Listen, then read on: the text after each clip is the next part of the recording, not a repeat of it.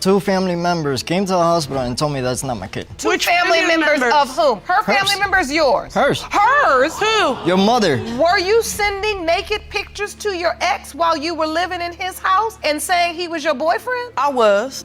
They had broken up. In 2 weeks, she was gone. And the next week, she came back to your honor. And now they're telling me that she was pregnant. And you want me to say, well, okay. Ms. Henny cheated on her partner, Mr. Phi, with his childhood best friend. And now Mr. Phi wants to know if the 2 children he had with Ms. Henny belongs to him or belongs to his brother from another mother. Of course, this has traumatized Mr. Phi endlessly, and you can see the trauma in his face as he talks about it. Your Honor, these kids, they call me daddy every day. Kind of hurts me because as they got older, kids don't look like me. They do look exactly like They don't look like me. I mean, Nathan, he's got different futures than what I have. And, little Sammy, he kind of looks more like Nathan too. They both look alike. And, little Sammy's got my full name, except for he's the 4th. And I don't think it's right. Wow, that is very painful. And then Mr. Phi explains how his partner, Ms. Henny, cheated on him with his friend just because he was gone for 45 days. Can you imagine the anguish this poor man must be feeling right now? People, even friends, told me that she was messing around with a guy from the neighborhood.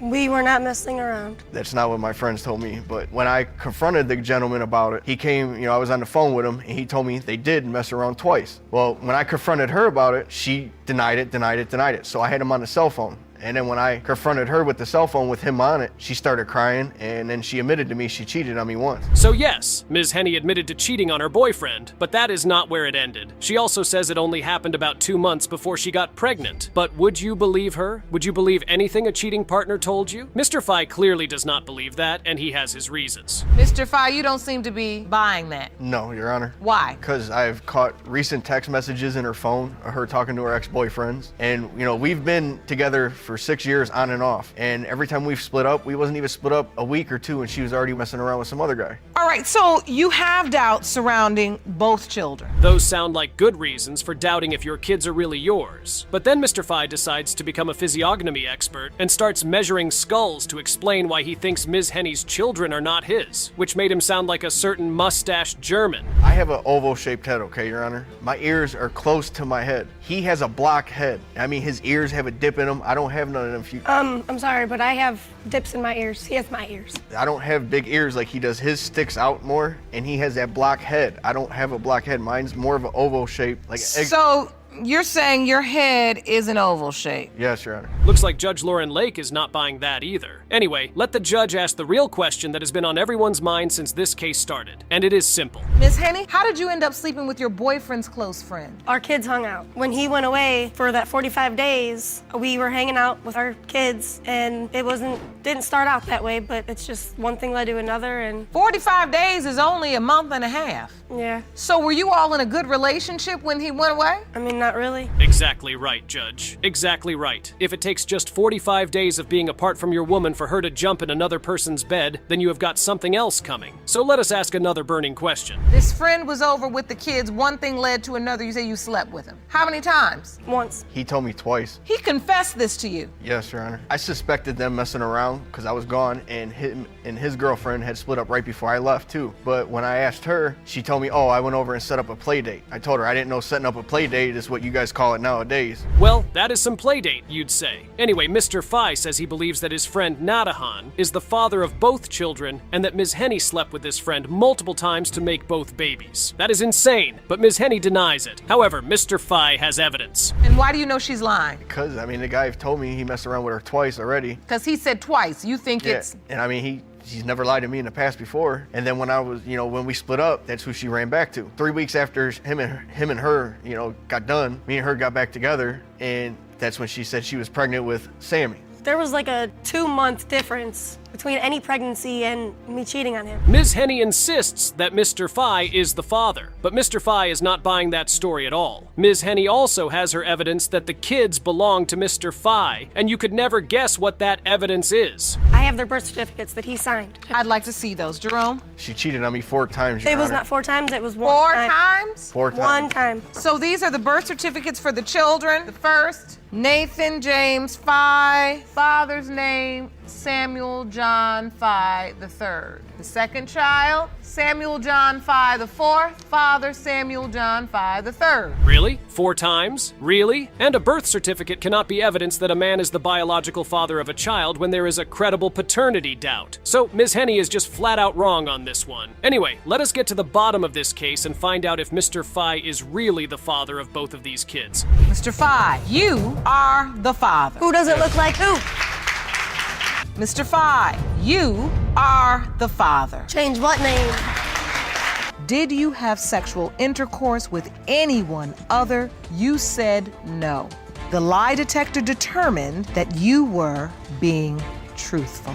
Ms. James says that she asked Mrs. Beversdorf to take a DNA test 3 times to prove that she is the mother of her deceased son's Darrelly's child, but Ms. Bevsdorf refused. Therefore, she is certain that Ms. Beversdorf is a liar and that Dakari is not really her grandchild. Of course, this denial has affected Ms. Beversdorf a lot. They don't accept him, they don't accept me. I'm just ready for him to have acceptance, love. I want it to be real, not fake. I want him to, you know what I'm saying, just feel like that's all family. Everybody's family, not just my side, not just their side. I want it to be genuine. And I just know once I get these test results, it will be genuine. And everybody will really know the truth. I want him to know and to really have proof that that is his father. I'd never want him to doubt that. Okay, Ms. James, let us hear from you. Ms. James insists that Ms. Beversdorf was always fighting with her son, and they were always breaking up, and she constantly saw other people outside of her son. But Ms. Beversdorf argues that this was a lie. I've never been seen with anybody else. I've never been with anybody else. You haven't been seen with anybody else, but when you were living in the house with us, you were gone. You're gone 2 weeks, and I'm like, where's Kayla? No, I was gone 2 weeks. Where? With my someone sister, else? at my sister's house. And when my Wasn't with son came anybody to else. your house, she came outside to talk to him, but she wouldn't let him in the house, and she made him leave. Wow. Okay, Ms. Beversdorf says that she dated Darrell for 4.5 years before having his baby, but Ms. James here insists that something like that never happened. You kind of get the feeling that Ms. James here really does not like Ms. Beversdorf. Here is how she says she found out that Ms. Beversdorf was even pregnant. They had broken up. In 2 weeks, she was gone, and then she came back the next week, and I was her already and my pregnant, son, Your Honor. I was already and the pregnant. next week she came back, Your Honor, and now they're telling me that she was pregnant. And you want me to say, well, okay? I was already pregnant when me and him split up for the 2 weeks. But I mean, respectfully, how does Miss James know that? She leaves for a couple of weeks, come back and telling me she's pregnant. Oh. Okay then, moving on. Ms. Beversdorf says that Darrell always believed that the child was his, but Ms. James disputes this because somehow Darrell did not sign the birth certificate with his name on it. If he truly believed the child was his, would that happen? Really? This is getting really confusing. And here is what Ms. James thinks. You missed the birth certificate signing, but she's gonna come back to our room for you to sign it. He said, okay. By that time, we were so excited bringing in the new baby. We didn't even remember about the birth certificate. I asked him prior, almost 2 weeks to him dying, to sign that birth certificate because She didn't know when he was gonna die. I didn't. She did not know. I'm just saying. I wanted, So and you 2 know weeks that I prior, told that him. Well, that is not a great sight. Imagine the young boy at the center of all this, growing up and watching his mother argue with his potential grandmother this way. Anyway, the point of the argument is that Darrell expressed doubts that the child was his. And then Ms. James drops a bomb on the court by saying this. For the simple fact of now I have tried to get DNA 3 times. She never tried 3 times. Yes, I have, Your Honor. You know why she don't know She about 3 never times? tried to get no DNA because she test. never shows up. She never What met me happened? nowhere. We never even had that as I an didn't have to meet option. you nowhere. She I never told you called. where the She never place said was. anything. Miss James, take me through each time. If this is true, then it becomes super likely that the baby does not belong to Darrell and instead belongs to another man. Because think about it, why would he refuse to sign the birth certificate? Absolutely no reason. Anyway, Judge Lauren wants to know about these 3 times, and Ms. James is very happy to spill. The first time that I recall telling Kayla about getting the DNA, my son had crossed over. He had died. In the process of him dying, Your Honor, 2 weeks, I told her to go get his Social Security.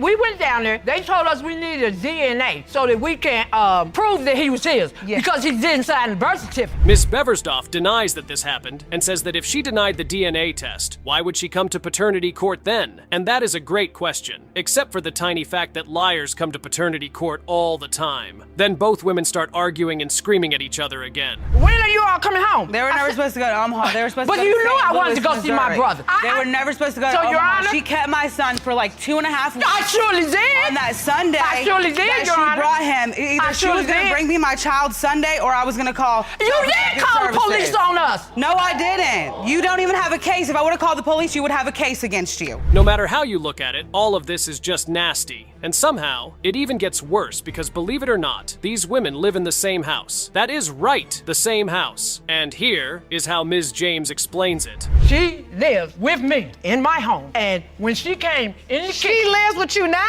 Yes. Whoa! Temporarily. Miss James, why did you take Miss Beaversdorf in if you don't believe Dakari is your son's biological Because child? by God's law. It don't have nothing to do with that. Wow, let us get down to it and figure out the truth. Is Daryl the father or someone else? Let us see what the DNA test has to say about this absolutely insane case. Who is the real father? Judge Lauren has an answer. The percentage of relatedness between Mrs. Jacqueline James and Dakari is 99%. You are related. I'm sorry, Kayla. I'm sorry. I'm sorry.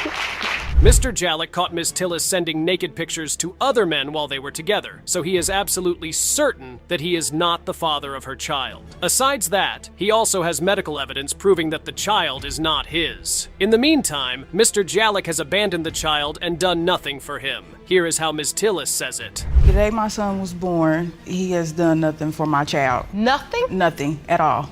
Not a dollar? Not a dollar. Tell the court what that has been like for you. I'm struggling. I have to do it all by myself. I'm not working right now. So precious. Miss Tillis, I know this has been difficult. I can only imagine. I'm a mother. 2 months in, you are still dealing with postpartum issues. This sounds sad, but Mr. Jalek does not really care. To him, this child is not his, and he refuses to do anything for the child. He says he does not want to take up another man's responsibilities. Mr. Jalik, did you turn your back on the baby? No, Your Honor. Basically, we had a conversation, and like I told her, I refused to take up the next man's slack for a child that's not mine. We wasn't even having relations when she got pregnant. So, what was the nature of your relationship? We were having sex because we got history. Apparently, Mr. Jalek was only sleeping with Ms. Tillis. And as we all know, once you are only sleeping with someone, it is against the law for that person to get pregnant. Great argument, Mr. Jalek. Ms. Tillis used to braid our man's hair, and Mr. Jalek used to sleep with her. It was simply braiding with benefits. That is literally what they called it. So this started a committed relationship? You met? I thought it was a committed Did you date or you just braided his hair and then decided I'm moving in? Thank you. Braiding with benefits. So obviously it's not you like all had a relationship. If she was over there all the time, Mr. Jalik. We had a Your Honor. situationship. The situation was she was an in-house braider, but at the same time, even back then, And now they have to negotiate the potential result of that braiding with benefits in paternity court. This went on for 2 whole years, by the way. Anyway, Mr. Jalek gets to the point of why he thinks this baby does not belong to him, and it is bonkers. why am I looking at your phone and you got nude pictures going to your ex? Miss That's why I feel- Tillis, were you sending naked pictures to your ex while you were living in his house and saying he was your boyfriend? She was also having sex with someone else during the window of time that Jaden's was conceived. It's very possible, Your Honor, because I said we've been doing this off and on since 2011. So there are 2 issues. First, why is Mr. Jalek angry that his braider with benefits is also giving some other chap benefits? And 2, so Ms. Tillis admits that she slept with another man while she was in this situationship? What? Anyway, Ms. Tillis clarifies that point for us. During the window of time when Jaden's was conceived, were you all intimate during that time? Yes, this is No. the time where we were working together. We No. were on and off. So you and your ex rekindled your relationship or friendship, whatever it was, It was a friendship. We weren't. but you started having sex with him as well. Yes, but it was just one time, and we used protection. So say. Well, that is a very weird sort of friendship, wouldn't you say? I don't know about you, but Ms. Tillis is not looking good here at all. But Mr. Jalek has even more evidence to prove that he isn't this baby's father. And it is the strangest sort of evidence we have ever seen on paternity court. My father, myself, and my my 3 sons all have what the old folk call a wisdom hole in our right ear at the top. We're born with it. It's a handsome child that she has, but he doesn't have the trait that me, my father, nor my sons have. It's a pre-auricular sinus. Pre-auricular sinuses in the United States is estimated to be 0 to 0.9%.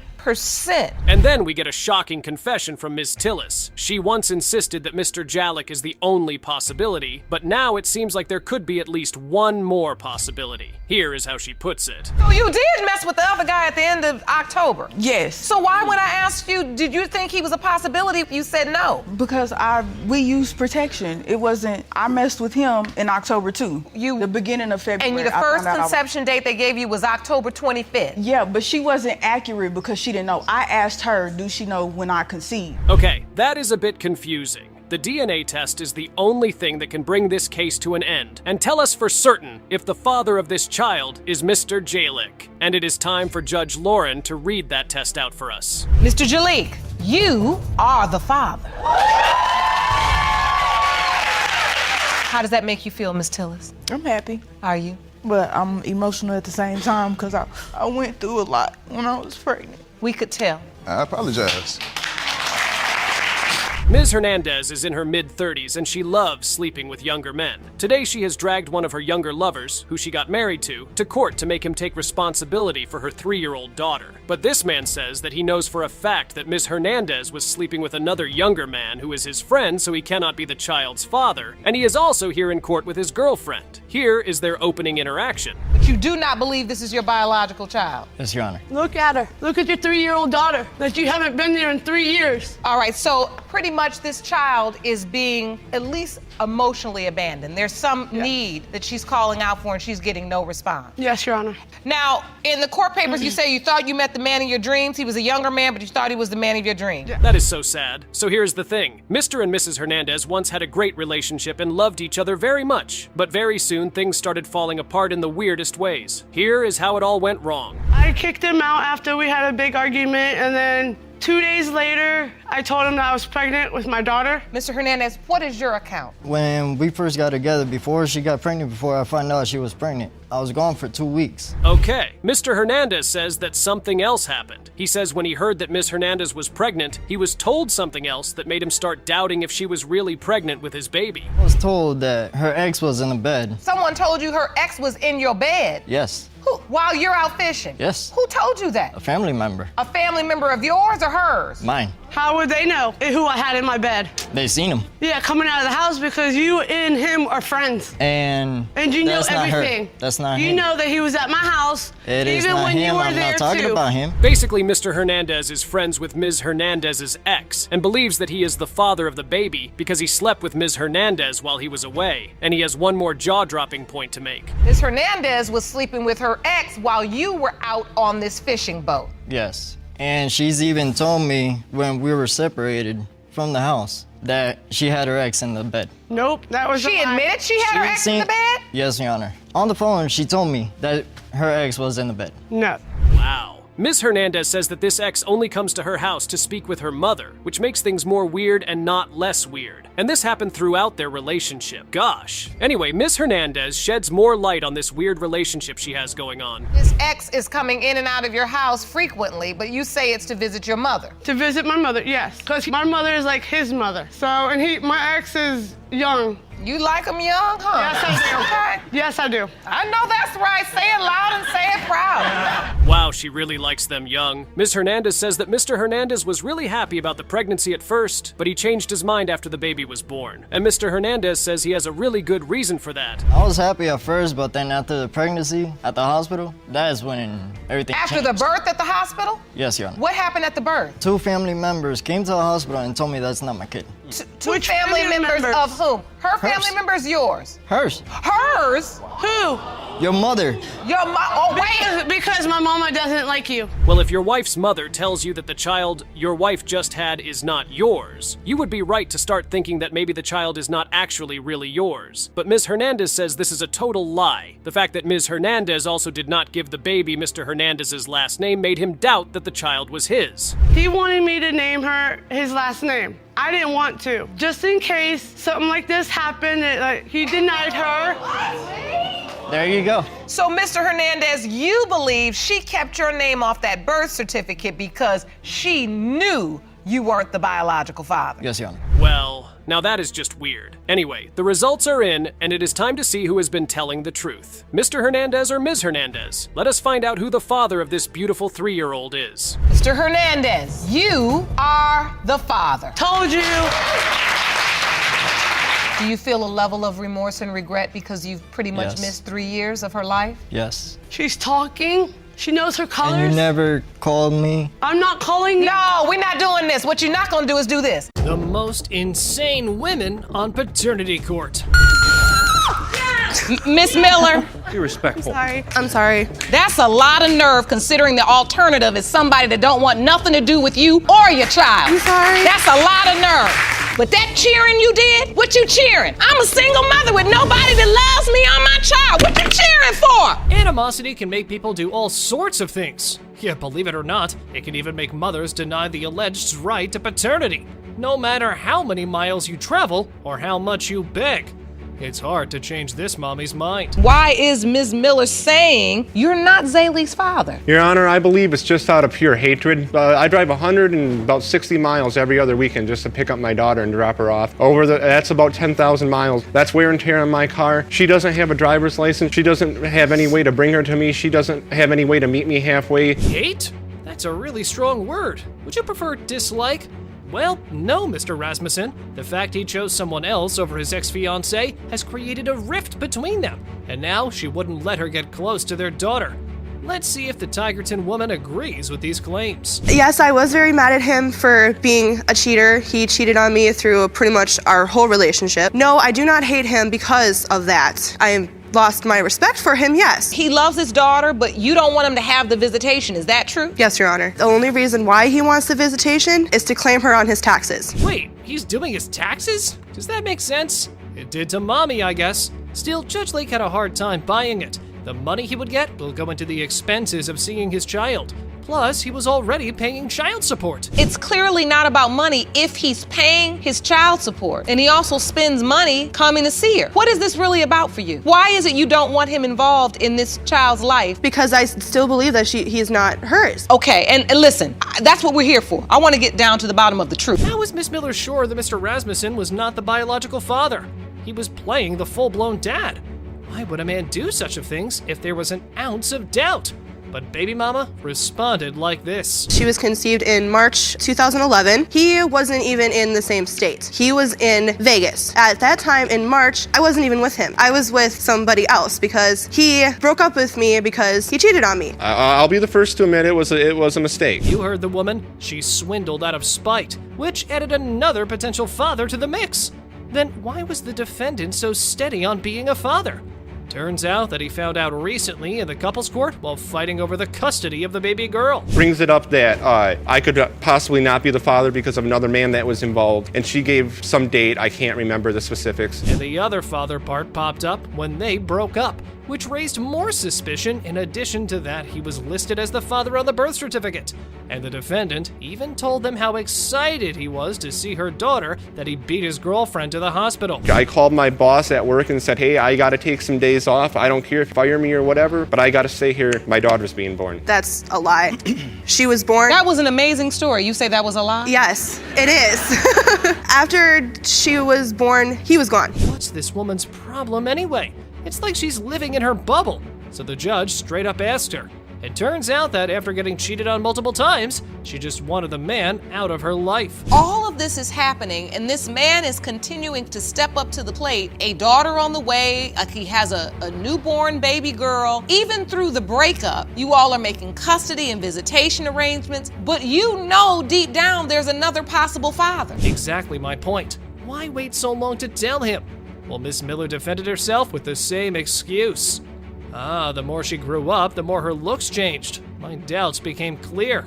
Oh, if you had doubts in the first place, why not talk about them? She looks exactly like I did when I was 3 years old. I have a picture of me when I was 3. And so this is a picture of Zaylee on the left and you as a child, Mr. Rasmussen, on the right. That is correct, Your Honor. And you say you see a distinct similarity. Yes, I do. Do you see it, Ms. Miller? You feel like Zaylee looks like the other gentleman you were intimate with. Suspicion or not, it was evident that Daddy was at the podium and was not ready to give up on his daughter that easily.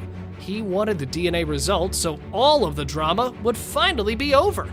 But what if it proved otherwise? Would he be able to bear that bombshell? Mr. Rasmussen, you are not the father. Cheating on your boyfriend for whom you left your husband. Miss Jackson has been hustling a lot, and now both of her children are in doubt circles.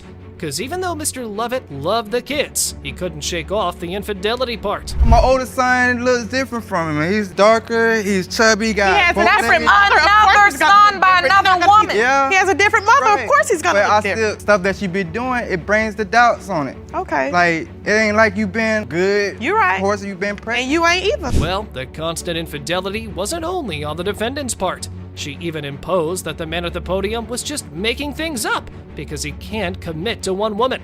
This woman had all surveillance set up on the Orlando man. I wasn't like stalking you. You gave me You put your tracking password. devices on my phone, right? Yes, because How I many did not times? trust you. Every time I delete it, Every I wake up in the time. morning And sometimes, when you get a new I see a phone- little bird on the top of my phone. Like, what this bird doing? You know what Your I'm saying? Honor, he's So I been find the proven- tracking device and I He's been delete it. proven to be And not loyal. days go by, another tracking So- device on my phone. Trust issues are running through this relationship. And next, the plaintiff pointed out that Miss Jackson had too many kids, which shows her dealing with different men. And you can never believe a woman like that, which was hard for the baby mama to digest. It was her phone. guys. It was her He- phone. he I was got in my talking like I was Facebook. talking He like I got was in her. my I was at Facebook. work. Hold on, one at a time. Let me I was hear at this. work and I was text, but I had her phone. We switched phones that day, so I was texting God like I was her, and then he sent me a picture. The same guy that supposed to be And her what guy? cousin. Not true. Is this the grass cutting guy? Yes. I know that makes no sense, so let's make it simple for you. Miss Jackson lied about a random guy at her house being her cousin, and that man used to pop out at her house uninvited, and this added soreness in the relationship. He recognized the guy's face through my messages. The guy hit me up and said, hey, I never replied back. So he played like he was me and was writing the guy, asking the guy all kinds of questions. Did Mr. Lovett have any proof apart from that? Well, there was one time when they had broken up, and right after that time, the defendant got pregnant. Quite striking, right? That is exactly how the plaintiff felt too. You know she's pregnant, but then trying to get back with you because you feel like she wanted you to take care of this baby and all of her other children. That too, and also she's still married, so I wasn't And my taking it divorce serious was in the pending beginning. until I got So I'm pregnant. still not so now we taking got it serious. kids in between the marriage. Yeah, we must not forget that she was still married to someone else. So no matter how many boyfriends come and go, her husband will have to take care of all the children, which isn't fair. Listen to the hubby himself. You are Corey Jr.'s biological father? No, Your Honor. We both can't get divorced. He has another woman, other kids in between the marriage. I have another man and kids between the marriage. You're in legal limbo. You are. That's what I keep trying to tell him. Do you know if something was to happen to me that he's their father legally? They most certainly were in legal limbo. Though the baby mama knew how serious it was, she refused to take all the blame because she was too pretty to be anyone's doormat. Well, no one should be taken as slack. Still, running between men like that is not a healthy obsession. Mr. Lovett is Corey Jr.'s father. Oh, that yeah. you're convinced of. She can't stay alone, and it shows whether I'm in her life or not. She gonna keep it It moving. ain't my fault I look good. Yeah, you look good. You do have trouble being alone. Yeah, and I that's do. not because you're beautiful. Right. That's not how you look on the outside, that's how you feel on the inside, babe. With that mess being addressed, let's not forget that it was kids who were being neglected and taken for granted. That's why there was one way left to know where their future would land. You are not his father. DNA. Are you sure? How is that possible? Do you know who his father is? You know who it is. Sleep and joy can make you weep in disgust. As you can see in this case, Mr. Boston dragged the defendant into court, saying that he has undeniable proof that there's no possibility of him being the father of this trifling woman. Meanwhile, Miss Murphy asserted that she is tired of the plaintiff's lies, and she wants to stop by conducting a DNA test. moving to the plaintiffs to see to whom the DNA diagnostic will favor. Mr. Boston, you have dragged the defendant into court today because you have undeniable proof that there is no way that you are the biological father of 10-month-old son Tristan. Is that correct? Yes, Your Honor. Ms. Murphy, you believe the DNA results will be your proof today. Is that correct? Yes, Your Honor. So the testimony started with Mr. Boston's evidence, and the evidence was invisible. No one could see it, because his dynamic words were the solid, undeniable proof. I think something hit his mind. His words do not seem trustworthy, as he is clearly just bluffing. What is your proof that you are not Tristan's father? Your Honor, you have to have sex to make a baby. I don't remember even doing that well. Lies. You don't remember having sex with Miss All of a Murphy? He's sudden, why am I lying. You was at finding my out house that- all the time, every night in my bed. It is your assertion to this court that you've never been in a sexual relationship with Miss Murphy? I mean, I'm not denying it like that, but I'm just saying. Here, the yes or no game begins. Let's play it with him. The defendant stated that they were in a committed relationship, but the plaintiff tried to blow off the baby mama's testimony with his dumb lies like that. Your Honor, I He rubbed found my out- belly and everything. I He found was out smiling that and She was everything. pregnant in the process of me being No, over a no, family member's house. no. That family member came and told me, well, you know somebody named Teresa? At the time, I didn't know her government name. Only thing I knew was He's Pooh. lying. You've been sleeping with her for 4 months and don't know her name. Not even her government name. Only You thing I sound know about was crazy, Mr. Boston. Oh my, who on earth is this desperate to be intimate with a girl? Man, you were sleeping with her for 4 months and you still didn't know her real name? What he is testifying is just crazy, or he's just naive. I wasn't even at her house for 4 months. He's lying. He's She lying, would Your call me Honor. and He's beg me lying. over there He's every other lying. night. He was at my house Sometimes I every came, night, sleeping in the same stay over there bed. alone, kicking it with them. You know, having beverages. Stayed over time, and my mom was asleep, so I couldn't get in her house. So yes, I did spend a It night was over an there, and I everyday slept thing. on her It was float an in her living room. No, lying. On with the procession of the trial, it slipped out that Miss Murphy was busy with another, but she stated the facts of her being certain regarding the baby's parentage. She told the court that when the baby was conceived, she was with Mr. Boston only. For the period of time when I found out I was pregnant, he was the only man that I was. No, I was intimate not. with. He was the only man that I was with. You was together. intimate with other guys way No, before. 'Cause one there was person too many after guys him. that I already After knew him, I out was- there was telling me her No, name. after him, I was Oh, how only you know intimate her? with one How you guy. know her? How you know her? Too many guys. To clear up the doubts, Judge Lake summoned Mr. Gregory into the court. He contended that they were sexual buddies, and upon getting news about baby mama's pregnancy, he blew everything off and blocked her instantly. I must say, this man has got some nerves. After his false actions, he is narrating them proudly. We've determined that you, in fact, a relationship with Miss Murphy. A sexual relationship. Just a sexual relationship. Take me back to the day Miss Murphy told you she was pregnant. She texted me on Facebook and told me she was pregnant. I never talked to her again. Like deleted everything, so I blocked her. Never You got a message on Facebook that she was potentially pregnant by you and you deleted her? blocked it. However, the witness rolled up to the podium and testified in her best friend's favor. She asserted that she also knows that Mr. Boston is the father, and he's just making up stories to avoid the situation. Who do you believe is Tristan's biological father? Mr. Boston. And why is that? I was living with Teresa the whole time. When he was saying he wasn't really coming over there that much. Right, he was. And he was sleeping on the floor. He was sleeping in my bed. Was Mr. Boston the only man coming over there within that 4-month period? When she was saying him, he was the only man. Things were out of control, as baby mama didn't even know who the baby daddy was.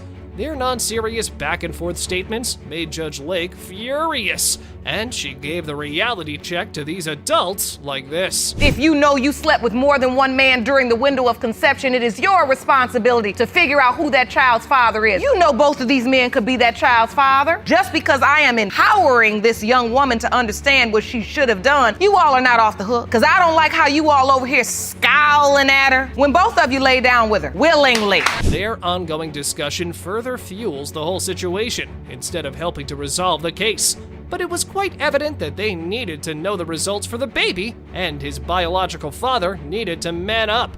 So let's go get those results and see what that envelope is hiding in it. It has been determined by this court. You are not his father. Do you know who this child's father is? As you come of age and get older, you're gonna learn that sometimes you just gotta put your big girl panties on and you got to tell the truth. And I mean this respectfully. It must hurt when you plan something good for someone and they stab you in the back.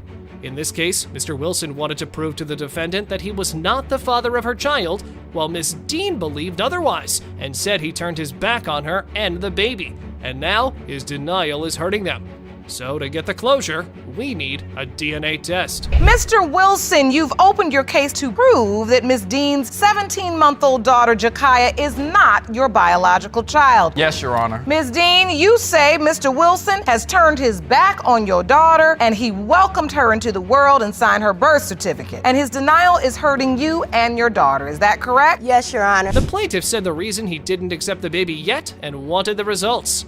Miss Dean said he was lying and shocked the court with their foolish plans that worked out very badly in the end. I don't believe I'm the father because I have been fooled by multiple females in the past. I have been going down this rodeo for far too long. I signed on a birth certificate. I'm not there physically. I just can't handle it because she just no consistency. I just want answers today so I can have closure. So you saying you've been fooled twice, but you're not gonna be fooled again? Correct, Your Honor. Mr. Wilson explained his relationship with the defendant and told the plans they had regarding the baby.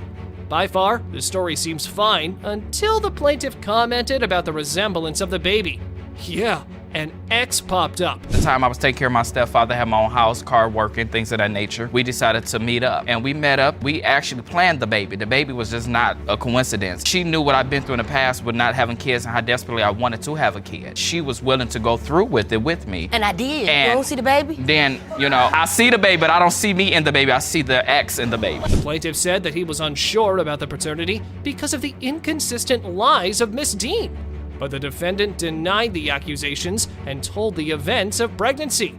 Well, we're not sure who's a better liar. Miss Dean, when you found out you were pregnant, take me to that day. I had my period in February. We conceived in March. When you found out you were pregnant, I called him. He was acting like he was happier than 2 jaybirds. All right, so you called Mr. Wilson and he was happy. Yes. When the baby came out, you couldn't tell him that wasn't his kid at all. Okay. The judge asked for Mr. Wilson's involvement during the pregnancy and childbirth, and he thoroughly admitted all of his responsibilities. So far, things look good. But where did it go wrong? So you were there at the birth? Yes, I was. Did you go to doctor's appointments for the baby She too? never followed through with it. But at the birth, you came. I came. And you cut the umbilical cord? I did 1, 2, 3. Did you sign the birth certificate? Yes, I did. So you accepted this baby as your own? I did. And at that time when you did that, you believed you were the father? Didn't have no doubts. The plaintiff explained the time when things started taking the wrong direction. After the accusations against the defendant, she called him a liar and started crying about her sole responsibilities for the kid. Girl, how can a man support you if you cheat on him? And in the mix of us being in a relationship, she's getting bigger. She's whispering, I hear echoes. She's always in a different room of the apartment. And I'm like, why you never around the kids? She's like, I can't talk now because my ex is here. And why is he there 11 o'clock at night if the kids got school in the morning? And he knew exactly what was going on. And with that other guy, he just don't want to take responsibility and be a man and stand up. Upon being asked about the paternity issue, Mr. Wilson said he didn't have any doubts until he confronted her ex and embarrassed himself by finding out the dirty ways she was playing with him.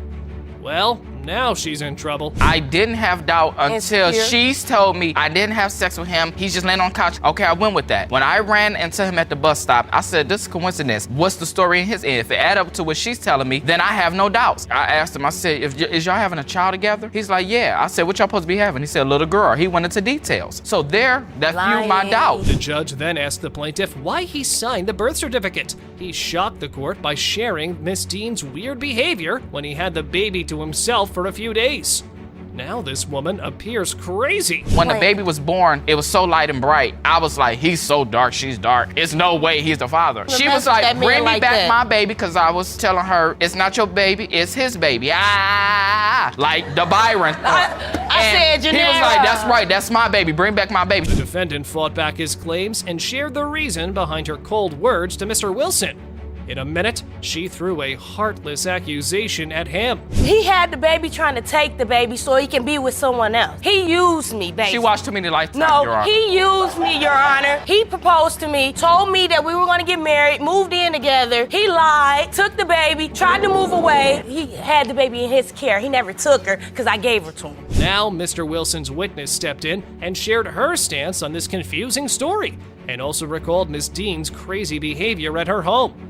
The defendant's double-sidedness is clearly shown here. She came to my home Lying. looking for my brother with her family, throwing things at my window. Bring me back my baby. That's y'all not took his. my baby and wouldn't tell me where y'all was at. She told my family, I wasn't home at the moment. She said, I heard her family said, that's not his baby. Bring where that baby at? Where that baby at? That's not his baby. How he gonna take a baby that's not here? The defendant confronted the accusations and repeatedly said that they were lying.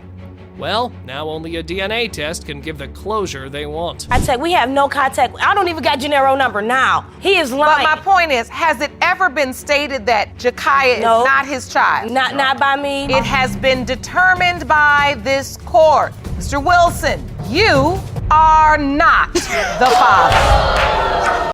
The most insanely viral moments on Paternity Court. While she was laying on her fat Wait.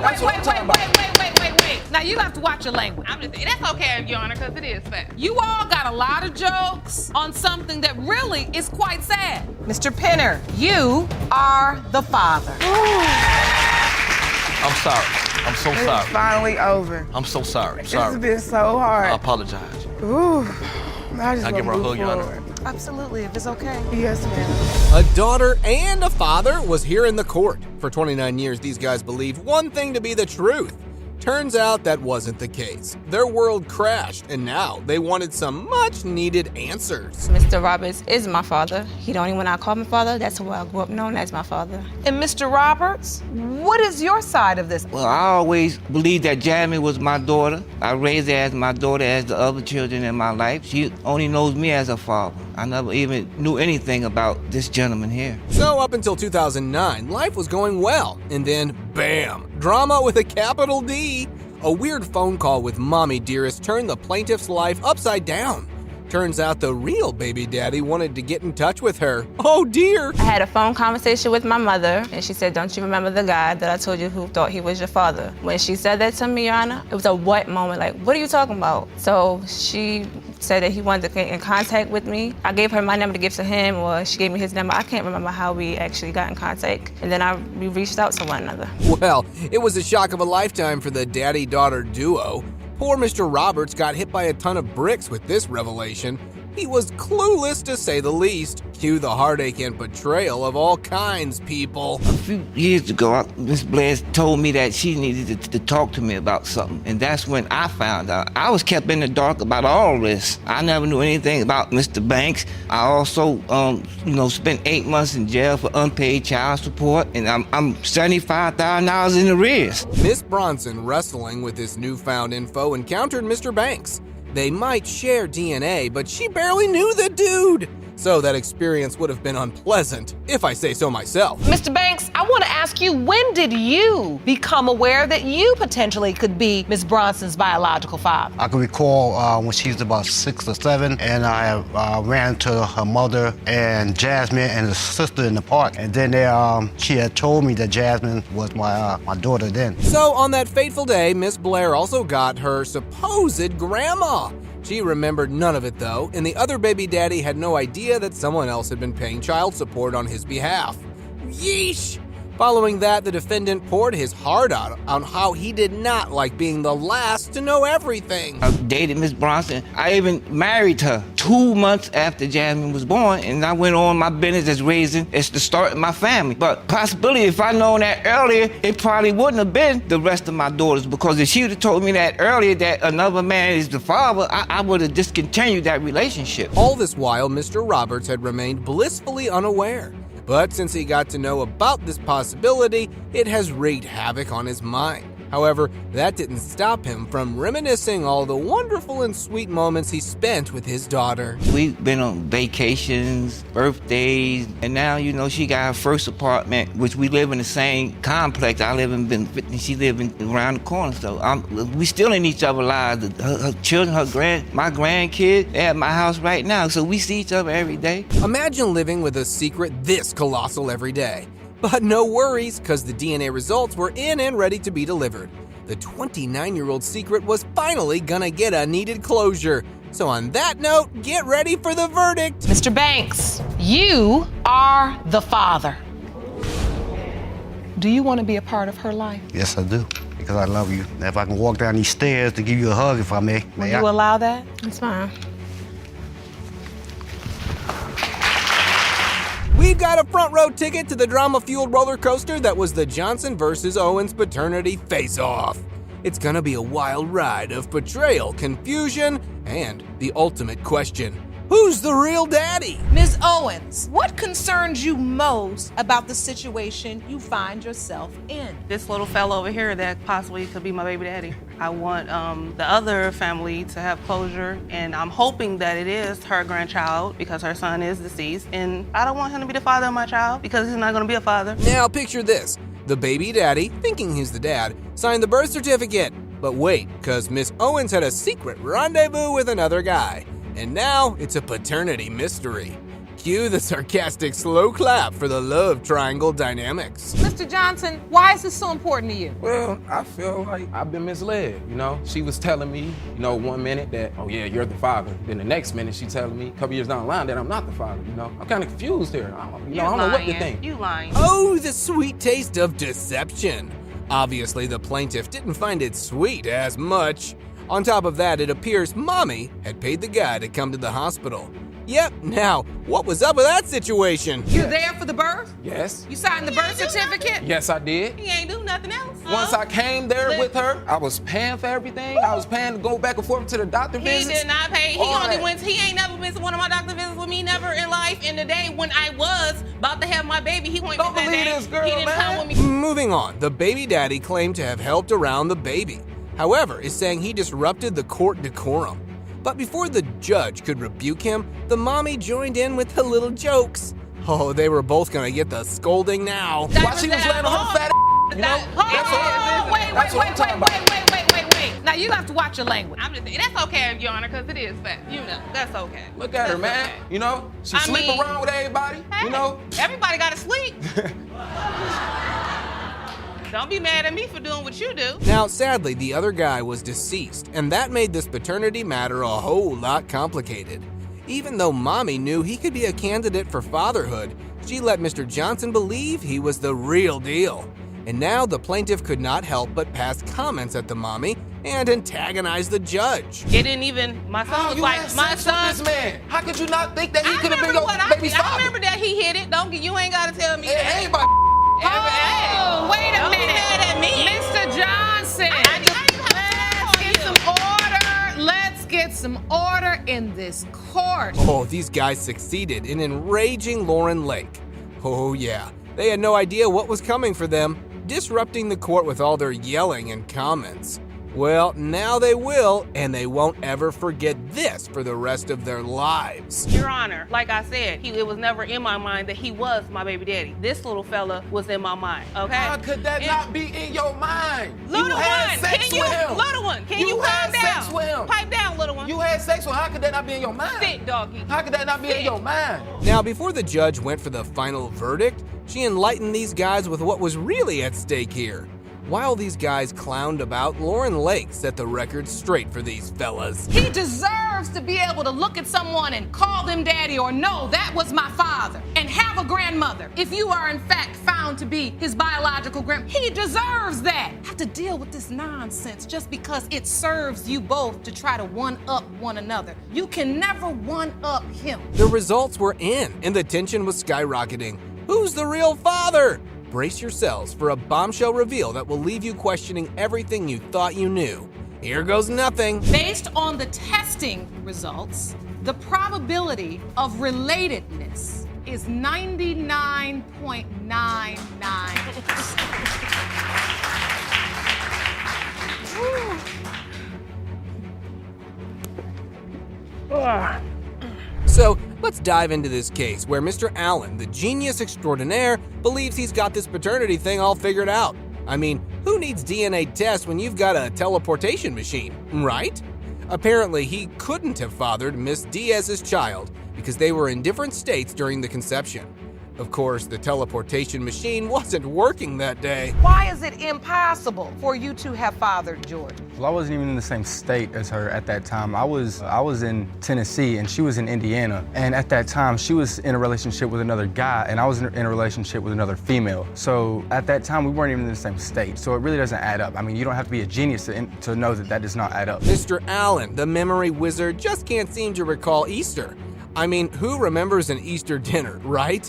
Miss Diaz swears they had Easter together, but he was busy in Tennessee with another female friend. Yeah, it must have been a teleportation machine mix-up. You don't remember this Easter day? No, ma'am, because well, you see, at the time, I was with another female, and her friend wanted us to go and have Easter dinner with her and her family. This was in Tennessee. Oh, so you saying you remember the plans you had in Tennessee for Easter? Yes, ma'am. Their relationship, folks, was just a match made in heaven. Initially, it was supposed to be a simple hookup, but somehow they ended up talking and voila, she moved in with him.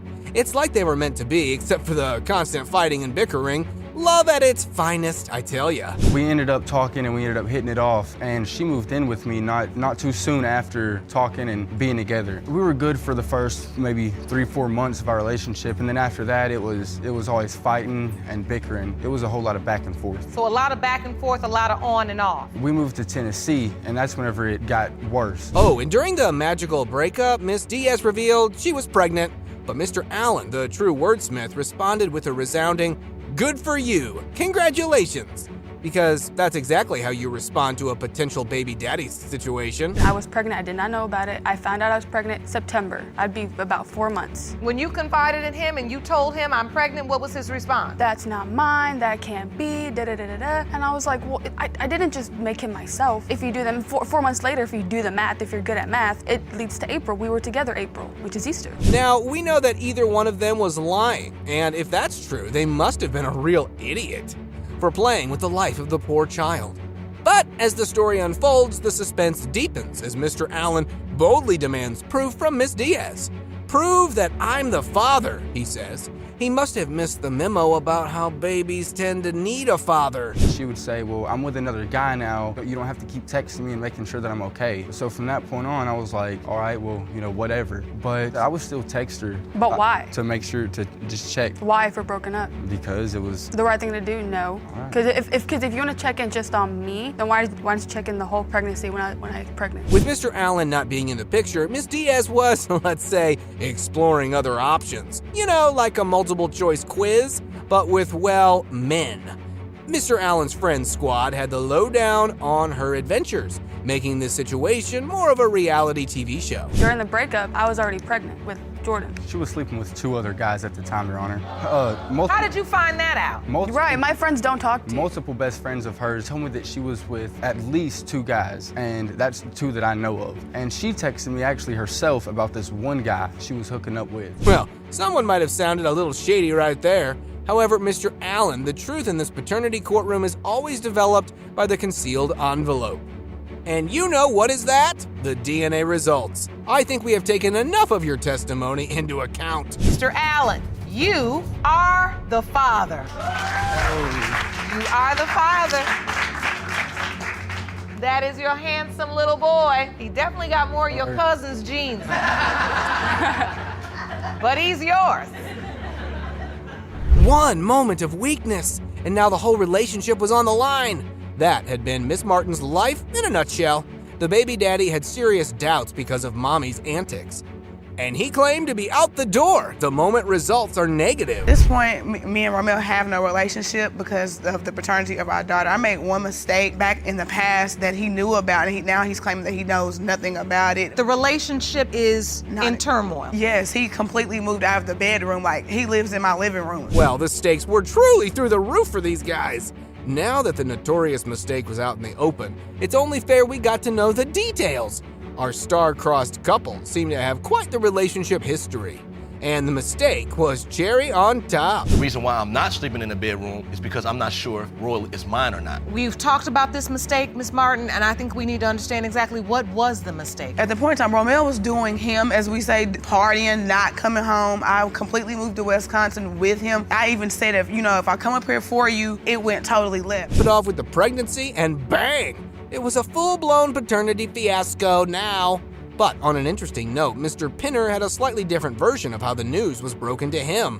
Check this out. And a month later, she said, well, I have something to tell you. What? I had sex with somebody, I had a party, and I woke up, Romeo, really? I don't know if I had unprotected sex or not. And I don't Romeo, really? know who the guy was. No. And I asked her, I said, who do you have sex with, blank man? No, You know, because really? how do you not know who you slept with? Well, all that partying was now bearing the door down with heavy consequences. The defendant was adamant that baby mama had kept few important details hidden. However, she was vehemently denying all that. Guess the heart wants what it wants, right? He claimed he was staying, and I hadn't seen Romeo in a few days, so she had to track him down for me. That's not true, Your Honor. No, what? By the time we had our separation, I wasn't doing all the things that she was doing. You I still are was taking full care of of- that household. full of That still, to me, was my house. I had of- came there You wasn't living in your house, it was your house. Apparently, the relationship was already unraveled, and the party night proved to be the last nail in the coffin.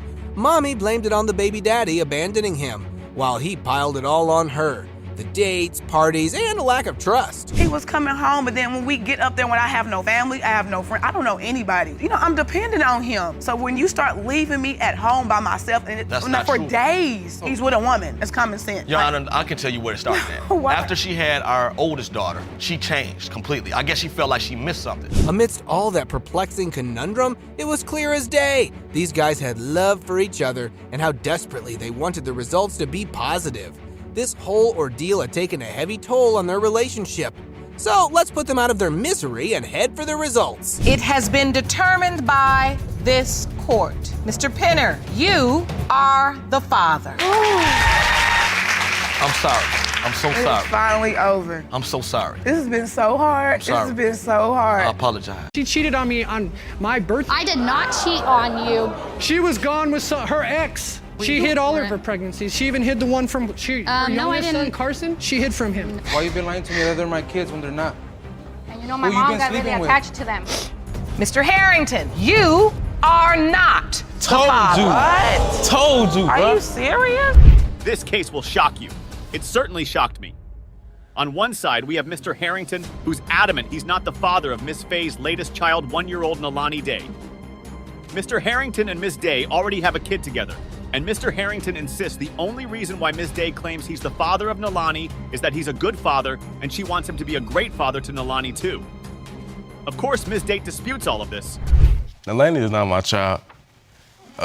This is the reason though, because there's other contenders, and she's a promiscuous person. She like to be, you know what I'm saying, she a party person. So she do whatever she feel like she wanna do. And she knows I'm a good father to the child I already got with her. You know, I'm a good person and I take care of my responsibilities. So you think this is just an attempt to get a good dad for her child? Yeah. Ms. Day, those are strong allegations. If what do you do? He is not the father of my child, I am the... Okay then, Miss Potential Virgin Mary. This means Miss Day is 1,000,000,000% positive that Mr. Harrington is her baby's daddy, and that there is literally no other possibility. Well, if she says that's what it is, then it's time to close the case right away. She cannot be telling a lie with that sort of stuff, right? Anyway, let's find out how baby Nalani even came into this world. broke up. My middle child, the other child that we have together, was having seizures. So she was in and out of the hospital. When we was in the hospital, at the hospital, we did it. In the hospital? Really, Miss Day?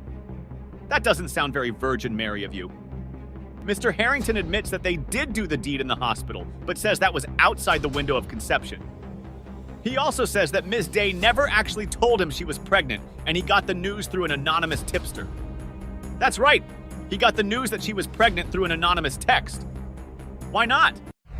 So you say you got a tip from an anonymous texter. Anonymous text. A text comes through to your phone and it says, baby mama, how your baby mama pregnant and her and your sister hiding it from you. It might be guy number 1, baby, though. You write back, who is this? So you just an anonymous tipper, huh? Yeah. Yeah, that's exactly what I said. You know, we are kind of starting to understand why Mr. Harrington doesn't think this baby is his. Because why would Miss Day and his sister even hide the pregnancy from him anyway? When Miss Day finally told him she was pregnant, she was already 4 months gone. And guess what? She said she too only discovered she was pregnant after 4 months. Okay, maybe that's possible. But how likely is it to only figure out you're pregnant in the 4th month? But even if it was something that I did not tell him, it was only a week, probably like a week span of time. Yeah, you sound right. And how do I sound? Like somebody telling the truth, like you're right? trying to, like what you do all the time. You try to work around a lie. You working around a lie right now. The message. You lying. You're not keeping it a band. Keep it a band. So what are you lying about? Keep it a band. I don't lie. This not being your baby, right? Well, someone is definitely lying here. Ms. Day says that the anonymous texter is ultimately correct, and she was messing with 2 guys around the time she told Mr. Harrington that she was pregnant. However, she says she only started messing with them after she got pregnant, and not before. Shockingly, Mr. Harrington remained close to Ms. Day through the pregnancy, even with his doubts. Birth? Yes, I was there for the birth because I was saying to myself, okay, if I am a possible father, I don't want to have missed the birth. So I was keeping it real with myself.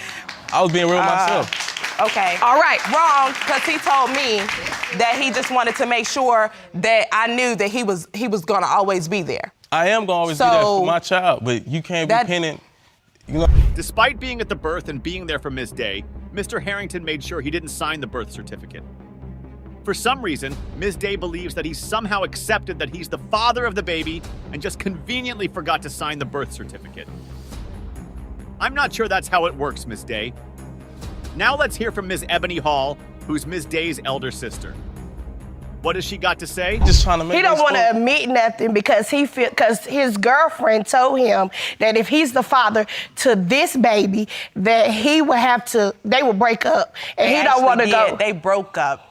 And he don't want to go home to his mama because he hopped from. Well, you still there. Oh, that's what First I'm you irrelevant because you don't. But I'm still here. She don't even know nothing that's going on. Hold on. So there's a new dynamic. Mr. Harrington here isn't denying Melania because he doesn't think she's his baby. That's so elementary. Instead, he's doing it so that he can keep his relationship with his girlfriend. That's an incredible claim, but it could be true. After all, Mr. Harrington hasn't really explained his doubts about the paternity of Melania. Well, he's going to now. I wasn't even finishing her, you know. I wasn't finishing. We was doing, you know, I was like a chauffeur. I was in and out, you know what I'm saying? So that's the reason why. You didn't complete the sexual act, so you don't feel like you could have impregnated her. And I'm gonna tell you, because the conception date. So you're saying her conception date is wrong? Okay, those are actually good reasons to dispute paternity. And to be fair, Harrington does sound like the name of a chauffeur, so maybe he was really in out of there that quickly. Anyway, he steps up to the monitor in the courtroom and asks a really important question. How are you gonna have a baby with me realize? in November when I left in the middle of October?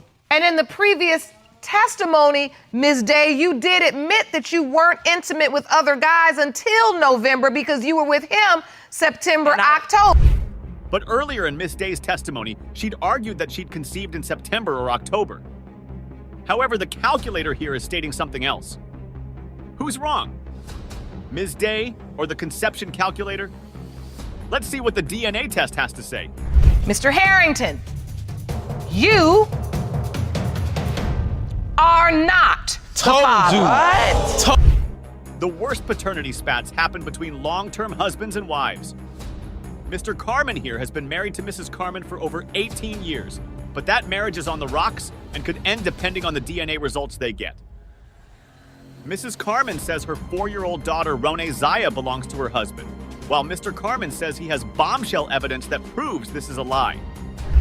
So what is the current status of this relationship, Mr. Carmen? On the thinnest ice known to man. 27 years together and you're on thin ice. How can I put it? It's like, the ends of the bread getting hard. The ends around the bread getting crunchy. Ain't no need for it to be crunchy. It's drying up. Ain't no need for it to be crunchy. And it's really that pretty face right there. Which is... That pretty face right there. Yes, that's your face. And I've been right there the whole time. Yes, you have. From day... And Mr. Carmen and Mrs. Carmen haven't just been married for 18 years. They've been together as a couple for 27 years. They have 5 children together, and Mr. Carmen has been a model father to his kids. So how did it get to the point where there is even a paternity issue? Well, Your Honor, we had a separation. I went to rent a car, and I couldn't get a car, and it was around Easter time. So because I couldn't get the car, I kind of took it out on him. And so we were arguing back and forth, and we decided that he was gonna leave. Because of That rental must have been extremely important to cause a separation between people who've been married for 18 years. So what happened after the separation? Let's just say things got a little boomy for Mr. Carmen. He went and rented an apartment. Yeah, I went and got my own. Turned it into a boom boom room. I had to pay somebody $100 to go into the home to see what was going on, and it was party central. And so a boom boom room is what? A party house? It's a party house. With women? With women. And everything else? And everything else. Jerome, you been to a boom boom room? That's why they call me Jerome Boom Boom Hamilton. Okay, Mr. Carmen, what do you have to say for yourself? And I'm not finna sleep while my stuff get thrown out when I'm sleep in the front yard with my stuff. Okay, I'm going to get me a roof. Throw all my stuff out on the front yard a woman ago. I went and got my own place. So you said she threw you out, so you went and got your own place? I came home, she called me, talking about, I'm around the corner park talking to my partner. She called, you know what? Tasmanian devil. You know what I'm saying? I'm like, wait a minute, what you talking about? So I come back to the house, yard sale. Oh. What the? So you put his stuff out and you had a yard sale, Miss Carmen? I did, Your Honor. Here's a piece of advice. If you still want your partner in your life and would hate for them to rent a place and turn it into an old boom boom room, you should probably not sell off their property in a yard sale. Just a piece of advice. Now, Mrs. Carmen didn't just chance upon the knowledge of her husband's boom boom room. She did proper detective work to get it all going. Over there. So we were staking out. We were actually staking out for a while before we came to the conclusion that I needed to send somebody up in there. And so you would see the people coming in and out? Yes. So you decided I'm gonna pay somebody $100? I did. And you did? I did. And they went in there and came back and reported to you? He showed me a videotape. I gave him the $100 bill. He showed me a videotape with him with all kind of women kissing on him, sitting all on his lap, doing all kinds of stuff. That sounds like a boom boom room, all right. That's precisely the sort of stuff you do in boom boom rooms. After Mrs. Carmen sees this, she gets an epiphany. She won't just sit around while her husband hosts parties and gets women to kiss him and love up on him. Instead, she's going to go outside and do her own thing. And that's why both of them are in paternity court today. So you got yourself your own boom boom Yes, room? I got myself my own boom boom room, and then he found out about it. Hold on, you skipped the part. So during this time when you got yourself your own boom boom room, how many guys were you dating? Oh, just one, Your Honor. Just one man? Oh, yeah. Well, that's good. You know what I always say? If you decide to cheat on your partner because they cheated on you just for revenge, then just cheat on them with one person. Trust me, it makes your time in paternity court a lot less complicated than it would have otherwise been. The only question now is, how did Mr. and Mrs. Carmen get back together after all their booming? Together now. So what happened is he called me up and he asked me, he said, are you messing with somebody? And immediately I told him yes. When I told him yes, when I went home, he was at the door with his bags. And then they got back together and decided to work on their marriage. Everything was swept up under the rug.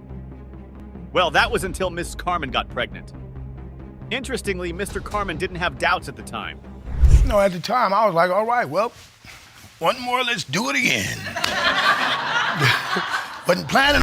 Things were going perfectly until a year and a half ago when Mr. Carmen received a shocking message. Thanks for being a stepdad. Wait a minute, what is that? That's a phone. Text messages. Oh, you got a text message. From the mystery man's family member. I ain't never seen it. How old was Ronasia when you get these text messages? 3 going on 4. Oh, so the baby been born, you all been raising Ronasia, and you back together, your family's together? That is and correct. Then between 3 and 4 years old, you get these text messages on your phone. If Mr. Carmen had no doubts before, he has doubts now.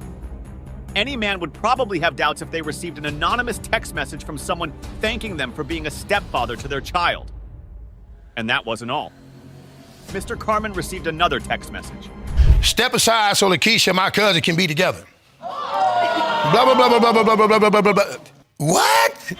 You jive. I've never seen that, Your Honor. Then, we demand a DNA test for Ronasia. mystery man's people. Ah, so that's why Carmen is in paternity court today. Mrs. Carmen says there's no question of paternity on her end, but why would this anonymous texter ask for a DNA test if they didn't have a reasonable suspicion that the child didn't belong to Mr. Carmen? Mrs. Carmen says this doesn't matter because the man she was seeing wasn't the one making these claims. It was his family members. Incredibly, Ron Isaiah was conceived more than 2 years after Mr. and Mrs. Carmen got back together. This means Mrs. Carmen must have been cheating on her husband with this mystery man even after they got back together. Marriage. Were you still having sexual relationship with this other man after you all decided to work on your marriage? No. Were you in contact with this man? Yes. You were? Yes. He was sending me messages through social media. I had to block him. But now his family members now say they want a DNA test. It doesn't add up. Of course it doesn't. Someone here is lying, and we can only hope that the results of the DNA test reveal who the liar is. Before, then all the throwing stuff in my face, kept throwing the dude in my face, talking about, I'm gonna go do this, I'm gonna do that, and he gonna send me some money and all this type of stuff. Wait a minute. Yeah. He's gonna send me some money? Yeah, he gonna send me $500. Who's saying this, your wife? Yeah, right to my face. I did, Your Honor. So wait a minute, you actually said Ronasia is not your child and that the other man's gonna send you some money. I did it out of anger, Your Honor. I didn't. Another pro tip for people who would like not to end up in paternity court. Try your very best not to tell your partner that their kid isn't theirs. It's just not worth the hassle. It's time for the results. And Mrs. Carmen isn't taking it well. Is there something she knows that we need to know? Miss Carmen, are you all right? You're shaking. Before I read this result, is there anything you need to say to your husband? No. Okay then, Miss Carmen. It's your marriage, your kids, and your husband. Let's see the results of the DNA test. It has been determined by this court. Mr. Carmen,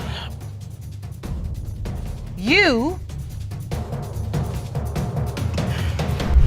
Ms. McDaniel here says she's nothing but an innocent young woman who was tricked by Mr. Lennon into making a baby. And now, Mr. Lennon is refusing to take responsibility for that baby. Mr. Lennon says Ms. McDaniel is a gold digger who wants access to his wealth and nothing more. He also has a piece of advice for her. He wants her to contact all the men she's been sleeping with and return to paternity court with them to see who's the father of her baby. Met her off of a site. And from me meeting her from a site, I wanted to see what kind of person she is and see if she wanted to have a life.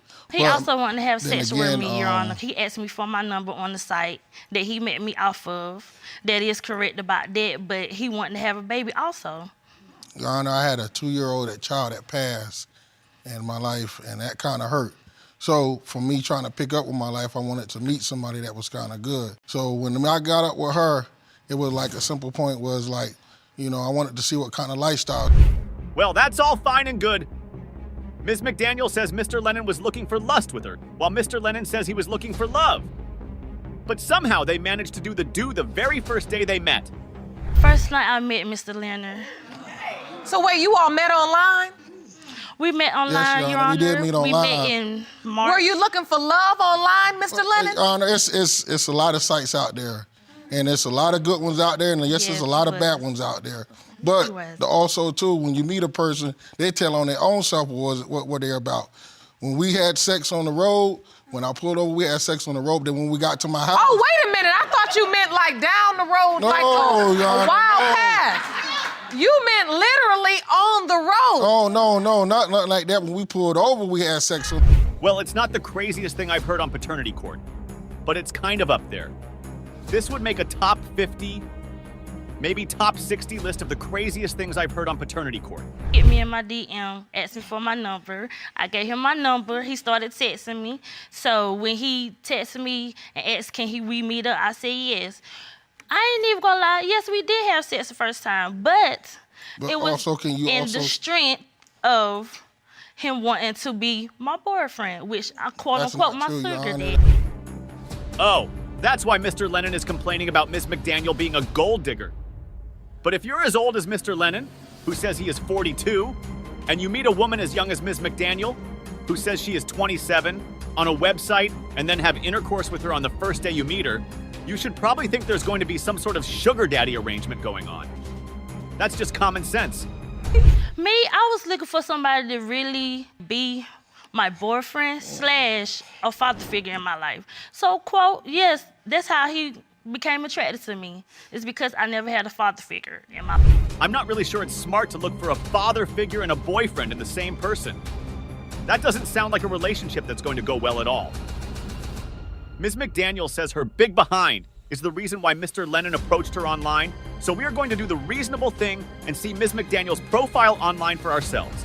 These are the photos online. And then you've got the description and the profile. Sunshine.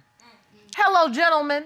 Miss Kisses is a full-figure, big, beautiful woman here looking for a generous man in North Carolina to spend time and companionship with.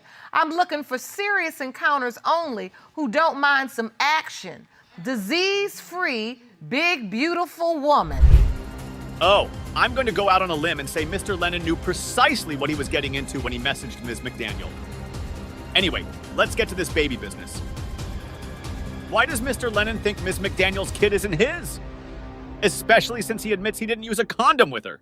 It was not no condom talked about it in Bob anything. Yes, it was. If you admit you didn't use a condom, then why are you saying you not the father? I'm a woman, and I'm sleeping around with people, and I come to a man that got a nice big house and stuff. Oh, I'm gonna have him to take care of me. That's her frame.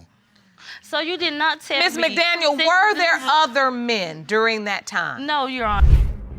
Ms. McDaniel is positive that she didn't have any contact with any other man but Mr. Lennon during the period of conception. That means the baby has got to be his. And if he isn't, then she's the Virgin Mary. She also has a calendar that proves that she was with Mr. Lennon throughout the entire period of conception. Yup, the entire week. She says she was at his house. Well, that clears it then. The child is definitely Mr. Lennon's. However, Mr. Lennon had a sister who said she saw something different. He goes to work every day about 4 o'clock in the morning to maybe about 6 in the afternoon. I live across the street, I smoke cigarettes, and I watches her. She telling a lie. Okay, no, I'm not lying, baby. That's a lie. Miss McDaniels jumped in and out of vehicles all while she was at our home. And that's a lie, Your Then she Honor. called and told the boy that she was pregnant. So my thing is this. If he's the baby father, the baby will get taken care of. But if it's not, then let Miss McDaniels go on about her business. It's time to know the truth. Let's see if Ms. McDaniel is the Virgin Mary or if Mr. Lennon is just avoiding responsibility. It has been determined by this court. Mr. Lennon, you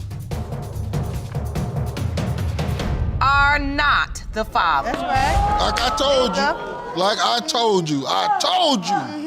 What happened? Like, I wanted to see this, but I got this. Did you try to catfish her, Mr. Wilson? No, lie. All the way around. I'm sexy. Why I need to catfish somebody? Right. Is you serious? What you mean? How do I know that? I had to go through the drama with Miss Johnson. Up and down the road, she following me. How can she remember me chasing her up and down the street, but she can't remember who fathered her child? These twins are not your biological children. They're not mine. She's been too many lies. What other lies? She told me that she didn't smoke. She said she stopped smoking. She didn't smoke at all. Oh my God. Mr. Hudson was beyond furious with Ms. Bridges. Why? She led him to believe that he was the biological father of her son, then went on to break his heart by telling him she slept with another man. Ms. Bridges didn't deny the fact that she was intimate with another man, but she had every reason to believe that Mr. Hudson was her child's father. Mr. Hudson, you claim the defendant led you to believe you were her son, Ja'Cory's biological father, then dropped a bomb and admitted she slept with someone else. Yes, Your Honor. You're in court to prove you are not her son's father. Yes, Your Honor. Ms. Bridges, you admit to sleeping with another man, but claim that you have no doubt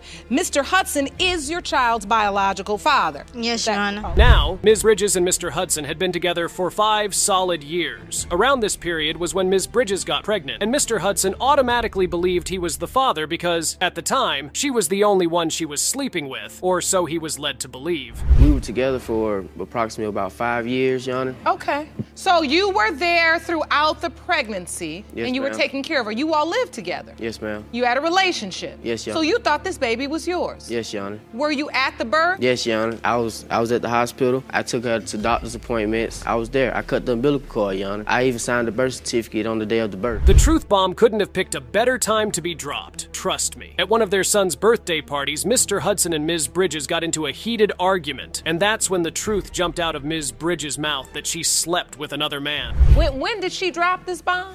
We had an argument, and that's when she came and she was telling me how I might not be the father and she had done these things. But I paid no attention to them because I am the father. I'm supposed to be the father. I'm here. He was cheating on me back then, so that's the reason why I did what I did. So yes, I said he might not be the father, but I know he's the father of Ja'Cory. Since Mr. Hudson found out that his girlfriend cheated on him, he hasn't been in the child's life at all. It's not like he didn't want to be in his son's life, but he claimed he had no way of contacting his child because Ms. Bridges wouldn't let him see the baby. And what changed that? I have no way of getting in contact with him. I can't talk to him. I can't see him. He knows my auntie number. I gave it to him plenty of times. You just making things up, just not to be in the baby's life. So is it your inability to get in contact with the child really what's holding you back, or is it the fact that you don't truly know? It's the fact that we don't know, Your Honor. I mean, Ms. Bridges admitted to cheating, so there was a high chance that there were possibly two different men who could be the fathers of the child. The big question now is, what's making her so certain that the child belongs to Mr. Hudson and not the guy she slept with? I just know,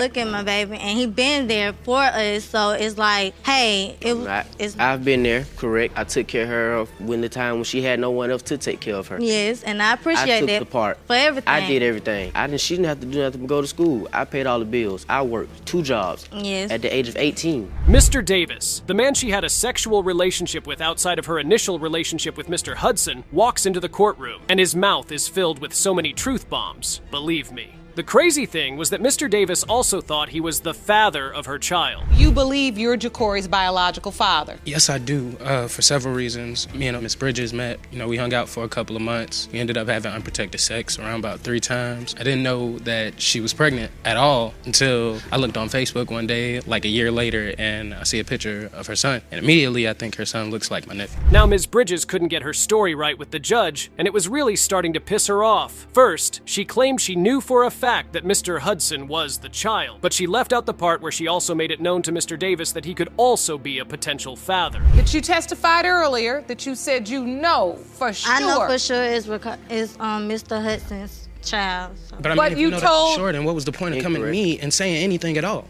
Because I was just adding up the dates to see how I was just adding up the dates. He said it was wrong. Okay, but then you came right back I came to to me. you. Hold your breath now, because the DNA test results are ready to be revealed. The tension was escalating, with emotions running high, and the truth was about to hit like a plot twist. Who's the real baby daddy? Let's see. Mr. Hudson, you are not his father. Mr. Davis, you are not his father.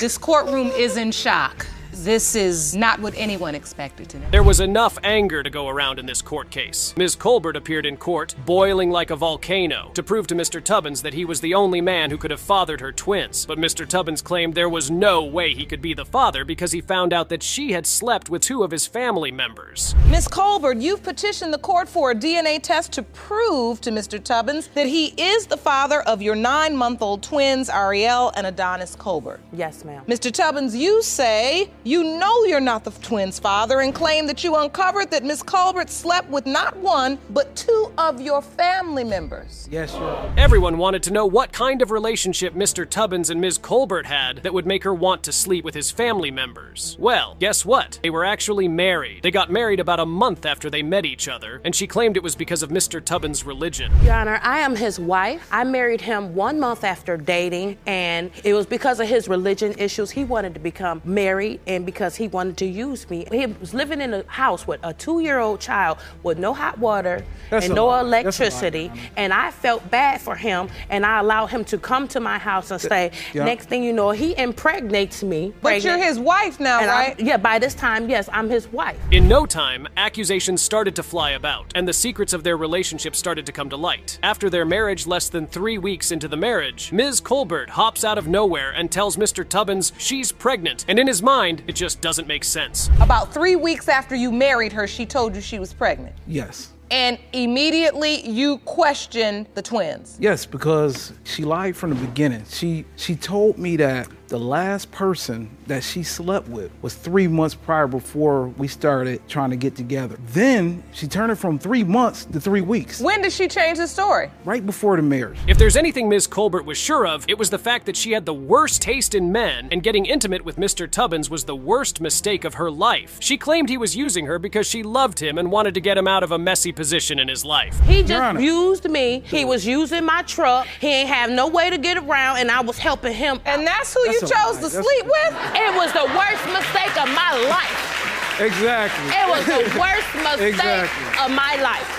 So you let him move in, then you married him? Yes, I did. And that was the worst mistake that I ever made in my life. Mr. Tubbins was still hitting the nail on the head by claiming that Ms. Colbert had slept with his family members. As you would expect, the judge was forced to ask him how he knew something like that happened. His response was nothing short of mind-blowing. He claimed she told him about it. It was 20 years before me and him got together. When me and him first started dating, I looked on his Facebook, and, you know, I was just being nosy because we starting to date. I want to investigate you. So I'm doing my investigation, and I see the picture of him and a mutual friend of ours, and come to find out it's his family member. So if we're going to continue on in a relationship, Your Honor, I need to be honest with him. Newsflash. She didn't just sleep with one of his family members. At least, that's what he was claiming in the courtroom. He said that when they broke up, the other family member came to him and told him that if he had mentioned he wanted to get married to her, he would have advised him against it because he also slept with her. After we broke up, a family member came to me. He said, well, you know what? If you would have came to me and let me know before, I could have told you all about her. Oh, really? You know? And then he told me about... But now they tell you? Did this family member say he had also slept with her? Yes. So there's one family member from 20 years ago and then this family member? Yes. Did she ever tell you about the second family member? Never. Miss Colbert, did you sleep with the second family member? I wouldn't even know what he talking about. It was beyond a mess in the courtroom, with Ms. Colbert and Mr. Tubbins yelling at the top of their voices. Now, Ms. Colbert was voicing out her complaints to the judge and telling her that all the while, they were together. Mr. Tubbins never told his family members about her or her babies. Trust me, she was furious about it. When he hid our marriage, he hid my pregnancy, he didn't want nobody to know that we was even getting married.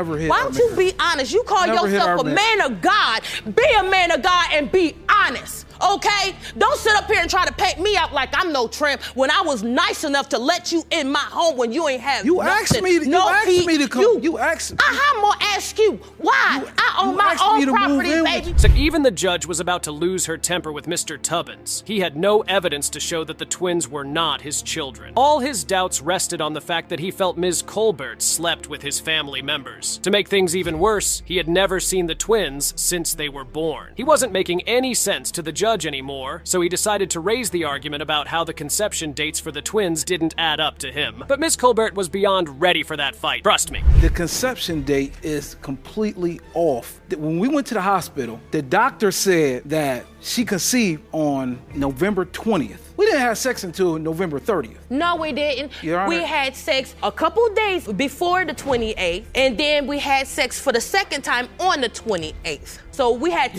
sex 2 times in a week in that week. The moment of truth was finally here, but the air was thick with uncertainty. What would the outcome be? Is he the father, or has Ms. Colbert been lying all this time? Time to see what the future holds for them. Mr. Tubbins, you are the twins' father.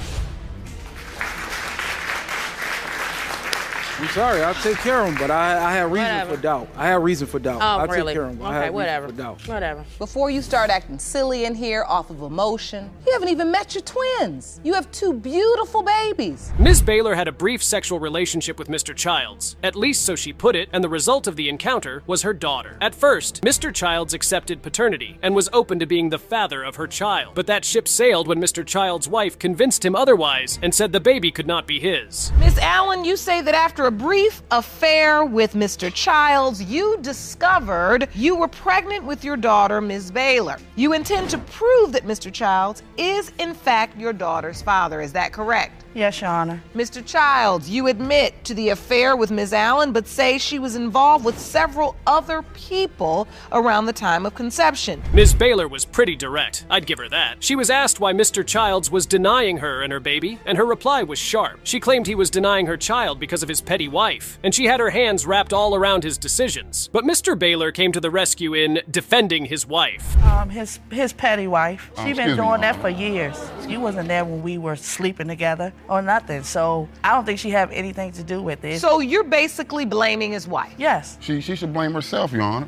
What? Why did it take you 20 years to figure out that you should get a DNA test? Because I didn't need to go through the drama. I didn't need to go through the drama with you. Let's talk one at a time, because I do want to understand this. They both had different memories of how their sexual relationship started. Ms. Baylor remembered that she came over after a football game to spend some time with Mr. Childs. And that's when one thing led to another, and they ended up getting intimate. But Mr. Childs painted a whole different picture for the judge. One day, I just came through after a football game, and he wanted to ride with me. And so we went on and had drinks or whatever. And then that's when we had sex. Is this the night you believe you conceived, after the football game and the drinks? Yes. Was this the only time you were intimate with Mr. Child? We just did it like maybe a couple times after that. Okay, so this didn't extend for a long time. This is just a few encounters. Yeah. Now, Ms. Baylor found out she was pregnant. From her recollection, she claimed that when she found out about the baby, she told Mr. Childs that there was a possibility he could be the father of her baby. You told him directly? Yes. I told him, I said it's a possibility that she may So not you be said yours. it is a possibility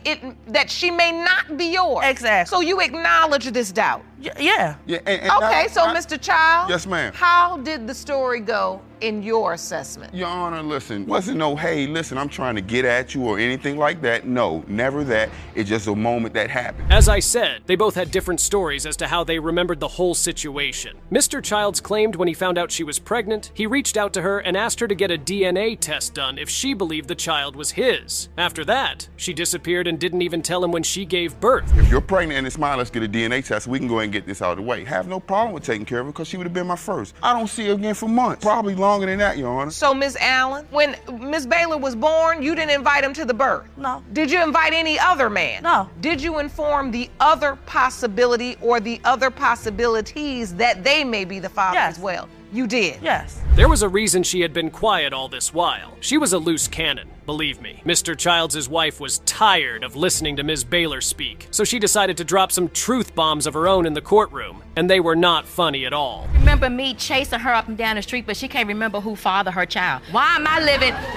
living in her head rent-free, but she can't remember who fathered her child? Furthermore, Your Honor, he's always been there for our children. So this little song and dance she doing, I'm telling the truth. Why would she okay, I think it's important to know too. When we met her daughter, the daughter told us that she had tested someone else. Why didn't you test him first? The truth was starting to pop out, and all hands were pointing at Ms. Baylor to fill in the loopholes. Apparently, a man whom her daughter didn't know reached out to her and said he had a feeling she might be his daughter, and so wanted to get a DNA test just to confirm. Ms. Allen, you say this person was never a consideration. No, and I told him that, but he was insisting on it. I was like, that is not, I wasn't even messing with you back then. So the bottom line is, Ms. She don't know. That's the bottom line. Allen, you have not had a DNA test with any of the other true potential fathers. Right. So, Shinesha, Ms. Baylor, were you always told Mr. Childs was your biological father? Ms. Baylor's daughter was one hell of a smart young lady. She wasn't going to wait around for her mother to tell her who her biological father was. It's not like she knew anyway. She reached out to Mr. Childs and spoke to him about her being his daughter. The sweet thing was that he actually didn't deny her. Would come to me like, you're my cousin, TJ's your dad. I'm like, I don't know who TJ is. Who is TJ? I went about it myself. I found him on Facebook, hit him up, and I said, look, I don't know what's going on, but I do actually want to know. And did I ever once deny you?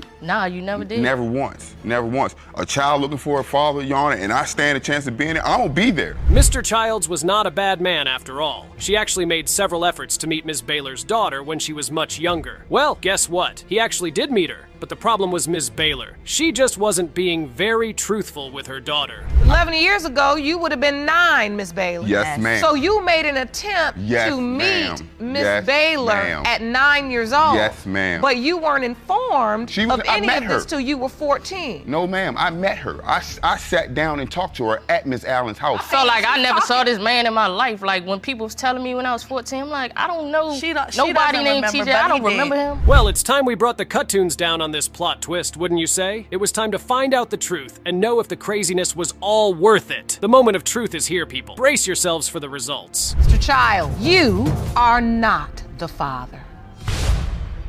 I'm very sorry, Miss Baylor. It's okay, Your Honor. You know, at the same time. It's okay, honey. I would like to apologize to the both of you for that, and we can move on. Ms. McIntyre and her mother were absolutely certain that Mr. Wilson was her baby's biological father. She claimed the only reason he wasn't accepting the baby was because he wanted to live a single life. But Mr. Wilson had more than enough proof to make him certain he couldn't be the father. Ms. McIntyre, you and your mother stand before me claiming that you are 100% certain that Mr. Wilson is your 3-year-old son, Jashawn's biological father. Is that correct? Yes. That's correct. Right, Mr. Wilson, you say you have more evidence than this court has ever seen before to prove that Ms. McIntyre cheated on you numerous times. Their relationship started on Facebook, and Ms. McIntyre was already in love with this young man. In no time, their conversation got pretty intense, and Mr. Wilson was already telling her he would give her the world. Well, that never really happens now, does it? Talking on Facebook, he shared a couple of pictures with me. He shared a picture like this. I thought he was very cute. He said he was gonna take care of me and my daughter. On Facebook, he was already gonna take care of you and your daughter? Yeah, he sold me a dream. You had never met? No, we never met before. Okay. So we finally wanted to meet up, and when he got off the bus, I seen this. He catfished me. As I said, it was all too good to be true. After having their cute conversations on Facebook, it was finally time for them to meet in person. When they finally did, Ms. McIntyre couldn't believe what she saw. She claimed she had been catfished. I'm like, what happened? Like, I wanted to see this, but I got this. Is it a totally different picture, or is it just good angles? It's good angles. What can I show or you? something, I don't know. Did you try to catfish her, Mr. Wilson? No. Lies. All the way around. I'm sexy. Why I need to catfish somebody? Right. Is you serious? Mr. Wilson was being completely honest in the courtroom. Well, at least so he claimed. He said he wasn't in the courtroom to deny the child and say he wasn't the father, but he just had doubts. And Mr. Wilson needed to be sure he wasn't taking someone else's child, which, if you ask me, makes a lot of sense. But where are these doubts coming from? I want to be honest. I'm not here to say I'm denying my kid, but at the same time too, Miss McIntyre, kind of ratchet at the same time. When you say kind of ratchet, are you indicating or inferring that she sleeps around? Yes, Your Honor. I don't believe that he's saying that. This guy is full of it. Jumping right in after Ms. McIntyre gave birth. She had her baby quite well and all right, but the question now was, did she tell Mr. Wilson she had a baby? She claimed she did, but Mr. Wilson slammed back at her and said she never reached out to him at all. Did you tell Mr. Wilson? Nope. Nope. Not until after the fact. They claim that they didn't have no way. Serious? They claimed they didn't have no way of getting in contact with me. They called me after the fact he was conceived. I wasn't at the hospital. No, he was I was not none at of the that. hospital because none of that, because they didn't want me to be there. He didn't have. Period. Why wouldn't we want him to be there? Period. Because she don't like me, just like I don't like her. He didn't have a So ride. she That don't was meet his up. excuse. Well, it was from argument to the next, with Ms. McIntyre, her mom, and Mr. Wilson wanting to rip out their throats. Mr. Wilson's name was never put on the child's birth certificate because he never made it to the hospital, but since the baby came into the world, he hasn't done a single thing. Hasn't done anything for him? Not to my knowledge. And believe it or not, if this baby not mine, I'm not going to But it is yours. I'm not. But it is yours. You haven't did anything. I got a 1-year-old daughter. I take care of faithfully. You never That's the did thing. anything anyway. It is yours. So I want to understand your doubt, Mr. Wilson. He was ready to spill everything he believed to be true. Mr. Wilson claimed that the proof that made him feel the baby wasn't his was the fact that he kept getting texts from people he knew, saying that Ms. McIntyre had been sleeping with several other men. I got texts that somebody that I personally knew face to face was messing around with Miss McIntyre around the same time I was messing around with Miss McIntyre. So do you have that proof here? Okay, then, hold on, not Do you only have that proof here? No. Not only that, though. My thing is this, not only that, I have caught Miss McIntyre in her phone Where's the text? a couple of times with other dudes offering favors for jobs. Well, he did let the cat out of the box, and he sure didn't feel bad for it. He claimed after he found out Ms. McIntyre had been cheating on him, he went on what I would like to call a cheating spree. Oh, he was sleeping with everybody and anybody he could find. So yeah, I was hurt. So I went out there, I was super cheating. You know what I'm saying? I served Super cheating. When you come back, I was super cheating. With every transies, right? I was super cheating. You feel me? Because at the point, I'm like, all right, this relationship ain't not going over. Because super cheating. Yeah, super. I'm gonna say super cheating. It's elevated. Yeah. Well, the suspense is finally over, and the hassle of who the dad of their child is about to be revealed. It's been a bumpy and funny ride with Mr. Wilson and Ms. McIntyre. All eyes are on the judge as she unleashes the truth. Get ready, paternity folks. Mr. Wilson, you are his father. Told you. Told That's all I needed to know. Told you ought to be ashamed. That's all I needed to know. You ought to be ashamed. I needed to know that. That's my Mr. thing. Charisma. I needed to know that. You got the clarity you needed, and Miss McIntyre and Mom, you right, said Doc. you wanted your son to know his father. But I'm not gonna let this train leave this station. Let's not play crazy. Let's not play crazy. By yourself. Okay. So you should feel where I'm coming from. And maybe when you get in the quiet, Because you gave me a bounce check. you cannot destroy someone else's property. I want her to be a mother. I actually want a family. I had a family before. When the blank hits the fan, you always call your mother. This was a brawl between mothers. You could tell that the tension between these guys was so high that it could rip out the roof of that courthouse. Now, Miss Lusk and her mother believed that the father of the 3-year-old baby in question was Miss Page's son, and they were hell-bent on proving that he was the father. Miss Page, on the other hand, believed that they wanted to pin the baby to her deceased son so they could get rich. Who won the battle? Let's find out. You and your mother say you have no doubt whatsoever when it comes to knowing who your 3-year-old daughter, Samari's biological father is. Yes, Your Honor. Unfortunately, the man you claim is her father has died, and now you find yourself facing off against his mother, who is just as convinced that she is not your daughter's grandmother. Diving into the war among moms, Miss Lusk started by talking about how things have been difficult for her baby. Trust me, she wasn't having it easy at all. She got pregnant when she was just 16. Yup, you heard that right. Just 16. What broke her was the fact that her baby daddy's mom wanted nothing to do with her or her child. That must be quite heartbreaking. So, Ms. Lusk, describe to the court how difficult this situation has been for you and your daughter. It's been more than extremely difficult being pregnant at 16, having to still go through school. These past 4 years, everything has been on me and my mother. And I feel it's completely unfair because he has a whole other side. She has a whole other side to her family. My daughter is beautiful, and you missed out on 4 years, almost 4 years of my child's life. All these women wanted to do was beat each other without caring about the consequences. The anger was so intense, the judge had to tell them to take a chill pill. I don't think I ever want to be locked up in a room with these two. It's definitely not going to end well. Hold on to your seats because the truth bombs are loading and about to be dropped.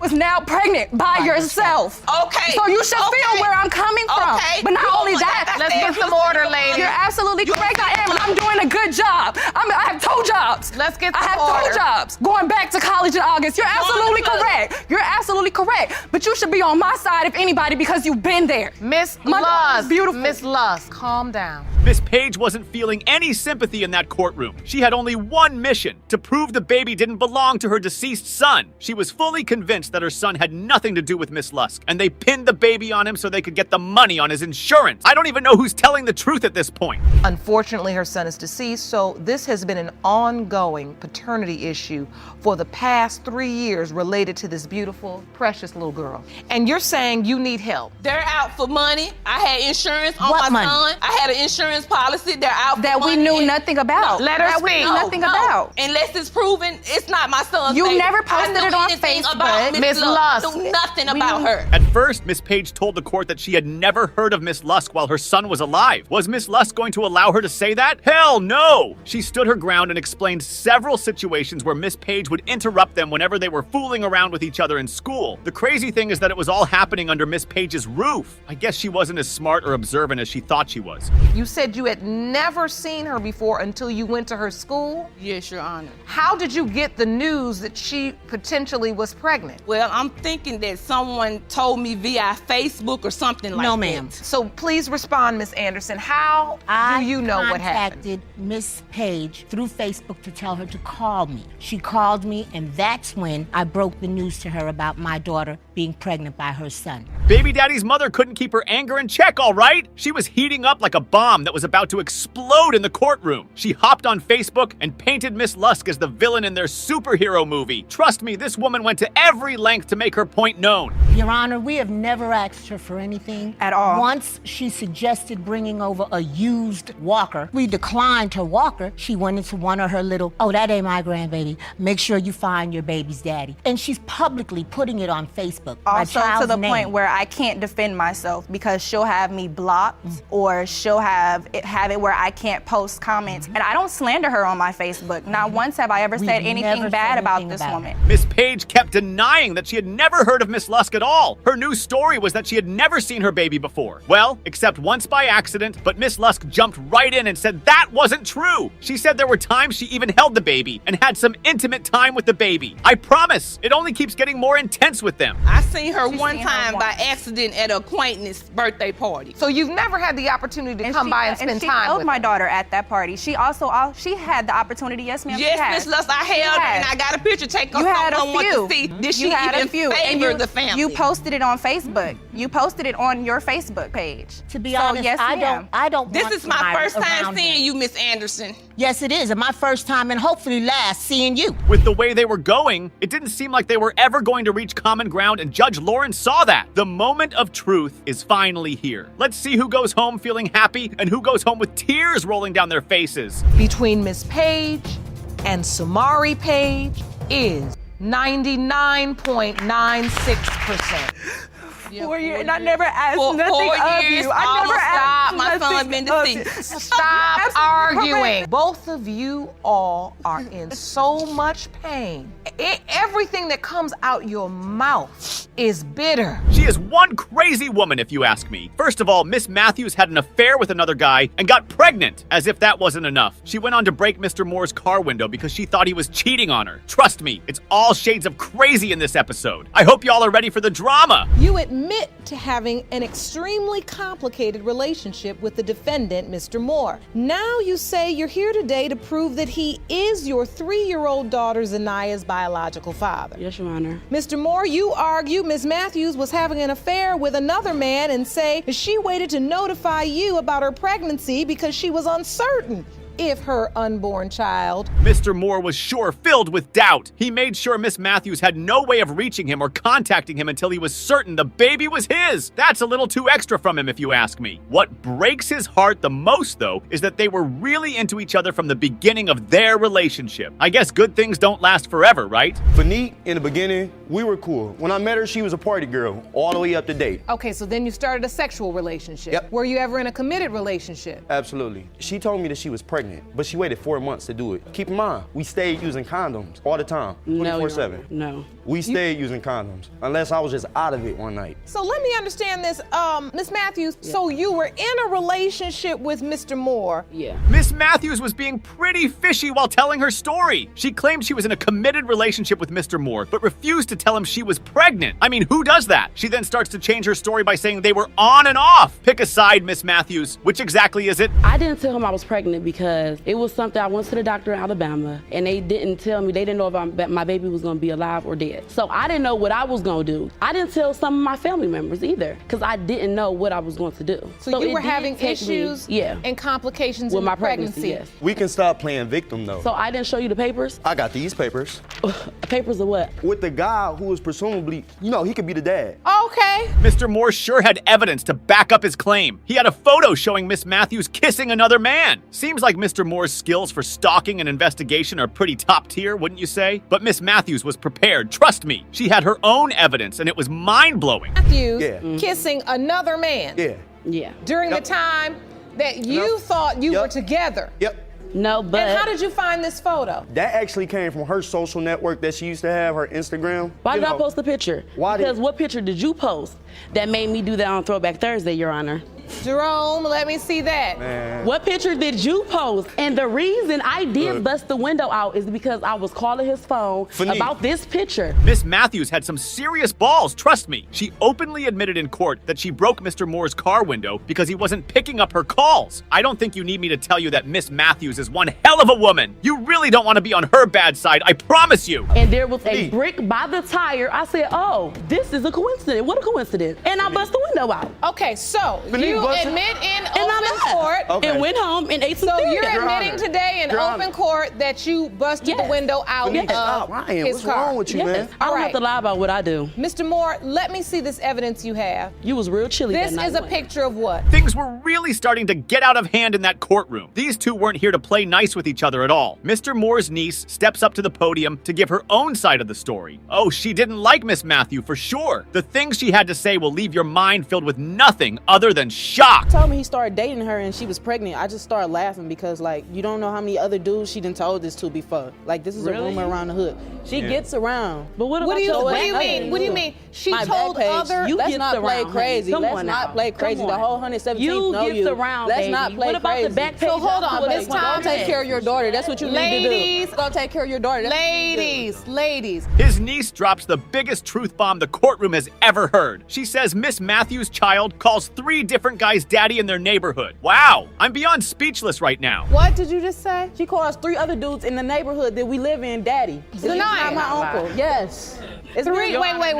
Your Honor. Zanaya calls 3 other men 3 daddy? other men's daddy. That just sounds ridiculous. Wait, Miss you're ridiculous. Matthews. What do you Hold on, Miss Matthews. Don't argue. Is that true? Does Your Zanaya Honor, call no. anyone else daddy? The only person she called daddy is her 2 papas. That me granddaddy, Your Honor. No, my daughter did not call anybody else daddy. I think it's about time we drew the curtains down on the baby daddy shenanigans. Both parties were completely dishonest throughout their relationship. The envelope will reveal the truth and we will find out who has been lying. Mr. Moore, you are not her father. That's what I'm talking about. That's what I'm talking. I'm done. It's over with. I got my whole life ahead of me. I'm done. You know what I'm saying? I wish you the best. My baby gonna be fine. I'll take care of my baby. I wish you the best. So, Miss Matthews, I asked you several times if there could be another potential father, and you said no. Whether you're willing to admit it in open court today, something in me is telling me that you know who this person is, and maybe when you get in the quiet of your own space. When you talk about being crazy, this particular case fits the criteria for that. Miss Scott believes that her mother is not to be trusted around her husband. In her words, she says her mother is jealous of her and definitely wants a sexual relationship with her husband. You don't need me to tell you that's crazy. Sit back and relax because this would most likely leave you speechless. You claim that you've been supporting your daughter, Miss Scott, and her 7 children long enough. Yes. You say that your daughter's husband is a deadbeat, and you wish she'd leave this man and get off the system. Miss Scott McCrae, you are suing your daughter for $3,900 in unpaid loans. Yes, Mom. Miss Scott, you say your mother was an addict when you were younger and now tries to act holier than thou. Yes. Now Miss Scott McCrae, who happens to be the mother, believes her daughter needs a wake-up call. Well, that sounds interesting. She says she's married to a man who isn't good for her and is not capable of providing properly for her in any way. For some reason, her daughter doesn't feel the same way. She was pretty defensive when it came to her husband, almost too cute not to admire. She's very intelligent. She's smart. I mean, she has goals and she had aspirations when she was younger that I've seen her just lose total sight of. He's a deadbeat. He's not a good provider. He hinders his family more so, I think, than he can help it. How does he hinder his family? He can't keep a job for more than a week or 2. He has a job. When he did just he got get a it? job. Last week? It doesn't matter And when how long he got is he gonna it. He's keep working. it? 2 So, Miss weeks? Scott McCrae,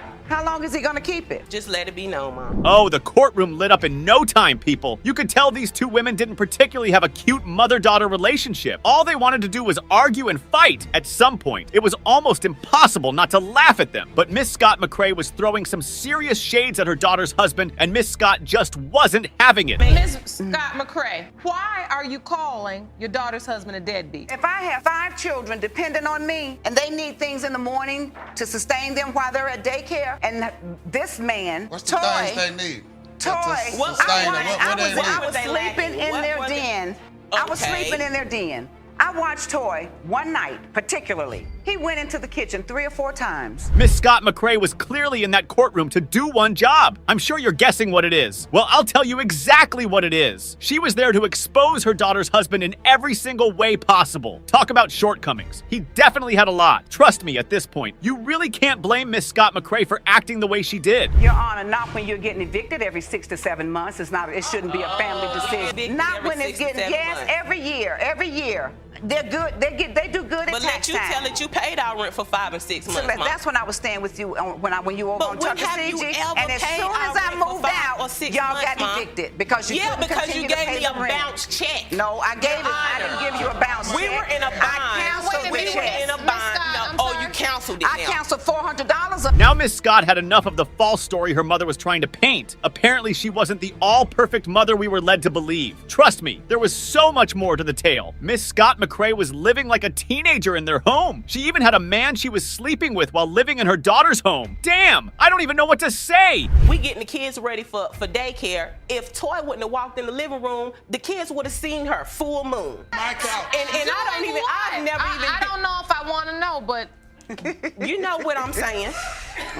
Doing what having sex with the children. Having sex. You're right, but in my home, early in the front on the couch, Your Honor. That's a lie, Your Honor. Grandma, you were not having sex in the front room. That's a lie, Your Honor. You're probably asking yourself why Miss Scott McCrae hates her daughter's husband so much. I'll tell you the reason, all right? And it was a very valid reason. She caught her husband's daughter naked with another woman while her daughter wasn't home. Oh, wow. That explains why she doesn't like him one bit. And caught her husband naked in their house with another woman. Almost lost a thumb because of it. That's when I say no. Okay, but if I forgave him for that, why can't you? It ain't about me it's not my forgiving husband. him. I just why don't you like still the way gotta he bring it treats up? you. I don't like the way he does you and your family. So why do you feel that it's your? Can I say something, Your Honor? When I let you know. I think both of y'all need some help. Things took a nasty turn in the courtroom. You could even call it a wrestling match between Miss Scott and her mother. Miss Scoot had some of her own truth bombs to drop. She claimed her mother was making moves to try to sleep with her son. She even tried to kiss him on several occasions. If you ask me, that's going too far in Miss Scott McCrae's case. She's about to leave. I walk her out to her car. Now she got in her car, crunk it up. So of course, bye Mom. I turned around to go back in the house, but something just told me to, just look back out the door. I look out the door. She done got out her car, walked up to our car where Toy was sitting, and kissed him on his cheek. A slobbery kiss. If he would have turned his face. The only solution here was for Judge Lauren to make her final decision and decide who gets what and who should fix their behaviors. Because these people right here weren't going to settle any of this on their own. Let's see what verdict the judge gave. Scott McCrae, you were asked if you want a sexual relationship with your son-in-law, Toy. Made my head hurt. You said no, and the lie detector determined that was the truth. Yes, it was. Okay. All right. And that's what I would rather hear. I hope you guys are ready for another baby daddy calamity, because that's the only thing that comes out of this case. Miss Hines was in court to prove that her ex-boyfriend was the father of her 22-month-old son. The ex-boyfriend, on the other hand, claimed he couldn't be the father because Miss Hines wasn't faithful at all. Well, let's help them unshackle their mystery, shall we? Today you've summoned your ex-boyfriend, Mr. Jackson, to court. You want to prove that he fathered your 22-month-old son, Matthias. Is that correct? Yes, Your Honor. Mr. Jackson, you claim Matthias cannot be your son because Ms. Hines had another man living with her around the time of conception. Is that correct? Yeah, that's correct, Your Honor. Mr. Jackson, who is apparently the ex-boyfriend, starts off by telling his side of the story. He claimed they tried to be in a committed relationship, but it didn't just work out. The bomb then dropped. Boom! He said Ms. Hines had another man who she was intimate with while they were supposedly dating. Are you disagreeing that it was Christmas Eve, or you're disagreeing that you're the I'm disagreeing that it was sex with? I'm disagreeing on both behalf. has because she was living with another male, so it's kind of like hard to like judge her because like. So while you all were in this relationship or just having sex in the car, whatever it was you all were doing, she was in a relationship with somebody else. Yeah, it was a relationship. She had another male living with her. And Mr. Jackson sure likes to snoop around now, doesn't he? He went to visit Miss Hines one of those cosy nights and he found the most shocking thing. He found a box full of condoms that didn't belong to him. The crazy part? When he asked her about it, she said it belonged to her ex. Well, you really can't blame him for his suspicions, can you? So when you were in her house, you were snooping around and you saw some condoms in a box. Yeah, and I thought she was like. So you thought at that point that man and her were having sex? Yes, Your Honor. Your Honor, that is true. I did sleep with my ex. Okay. So condoms in a box. That's correct because my ex was moving out. Admitted to having sex with because I told my ex about him. Mr. Jackson was doing quite a lot of snooping. He was all up in her business. Trust me, you would even think he was being paid to investigate Miss Hines because it was just too much. He did find what he was looking for eventually. Apparently, Miss Hines had been talking to other men behind his back, and all that just built a river of doubts to fill up Mr. Jackson's mind. The baby isn't yours because y'all don't have the same hair color? Come on, Mr. Jackson. It's not that. It's just because come on now. She was living with another man and she admitted to having sex with this man. That I cannot. Those parts of your doubt I understand. So the point is you're saying you really don't know Mr. Jackson. I really don't know, Your Honor. And that's the problem. Yeah, that's my problem. Because with all your snooping, you never could pinpoint. Exactly. Miss Hines, of course, had her own side of the story to tell, and she sure told a really good story. Apparently, Mr. Jackson was saying two different things to people. How do I mean? Whenever he was with Miss Hines, he would refer to their son as his baby. But whenever he was with people outside of Miss Hines' reach, he would deny her and the baby, claiming the baby was never his. Now that's just hurtful from Mr. Jackson. What has Mr. Jackson done for Matthias? Is he involved? Does he help support him? Behind closed doors, he's his son. Around other people, he's not. When we're together, that's his son. When we're not together, he's not his son. Did you ever consider each other boyfriend and girlfriend, or you just sleeping together and sleeping around? At some point until I figured out that like she's bringing her man, like she's so friendly that she's bringing him. As if denying Miss Hines and her baby weren't enough. Mr. Jackson happens to be doing the exact same thing he is accusing Miss Hines of doing. Ouch! You heard that right. He also entertains a ton of women in his Facebook DMs. Looks like Mr. Jackson isn't as sleek as he thought he was because now that cat is out of the bag. Lots and lots of women. So from the looks of these messages, it seems like you entertaining these women. The reason why I did what I did because like she had messages in her phone from her other fella that was talking about working on their relationship as far as the workout. Before that, he was cheating on me. Like he'd been cheating on me from the beginning. Well, it's obvious he's entertaining countless other women. That's a no-brainer after looking at that. Miss Hines' best friend walked up to the stage and it was clear she was no fan of Mr. Jackson. If I don't like you were a person, it was definitely Miss Hines' best friend. She gave an account of how she and Miss Hines were the ones who took care of the baby. Mr. Jackson, on the other hand, had almost no contribution to the upbringing of the child. You are Miss Hines' best friend. Yeah, sure. And what do you know about this? What do you have to add? I know everything about the situation. I know she's been pretty much taking care of him by herself with my assistance, her mother, no help from him. I do most of the babysitting. This woman is He's irrelevant. paid me twice for babysitting. $10 a piece, both times. I'm more of a father to this child than he is. Well, it's finally time to bring the baby daddy drama to a close. There was a lot of fighting and accusations between these two, and it was pretty evident that their relationship was not going to be saved. The question still remains, people. Who is the father of the baby? Well, let's find that out, shall we? Mr. Jackson, you are Matthias's father. At least, like, if I can get a hug, you mind if I get a hug? So I can, no accusation? That's up to her. That's up to her. He said he'd like to give you a hug. Are you okay with that or not? You can say no. No. All right. Maybe Step later. on back over there to your side. You can That way I gotta let her cool down. The most psycho woman on paternity court. And now she's saying she's pregnant. Of course, I cannot be with him and be a part of them. Number 1, 2, 3, 79, and 80, and they all agreed to a test. Why you got a problem with it? First up in this paternity run, we got a mother and godmother fighting over the affection of a young woman. But the irony is that daddy is missing out on the picture. And when that happens, you know where to head to. Let's start this psycho ride on this somber note. And I only had 2 moms in my life, my godmother and my mom. And my mom had introduced me to a gentleman, And I just did not feel in my heart that he was my father. Miss Frazzuni was given the name of a father, but the guy turned out to be not. The good thing was, she never felt any connection with that guy. After that episode, the plaintiff was told about Mr. Bomar, who was in the court to be tested. So you feel it's completely different than when you met the gentleman your mother introduced you to? Right. And that's pretty much how I've always felt ever since I met him. And your godmother, who's here with you today, she believes he is your father. After listening to Miss Frazzuni, the judge called up the co-plaintiff, who told the court about how she herself was intimate with the defendant, and both created a false story to sell to Miss Bailey's daughter. Well, the defendant didn't like this narrative and responded like this. For that, 30 years ago, why did she just bring it up last year? Is there a reason why you just brought it up? To stick another dagger in my back against my daughter.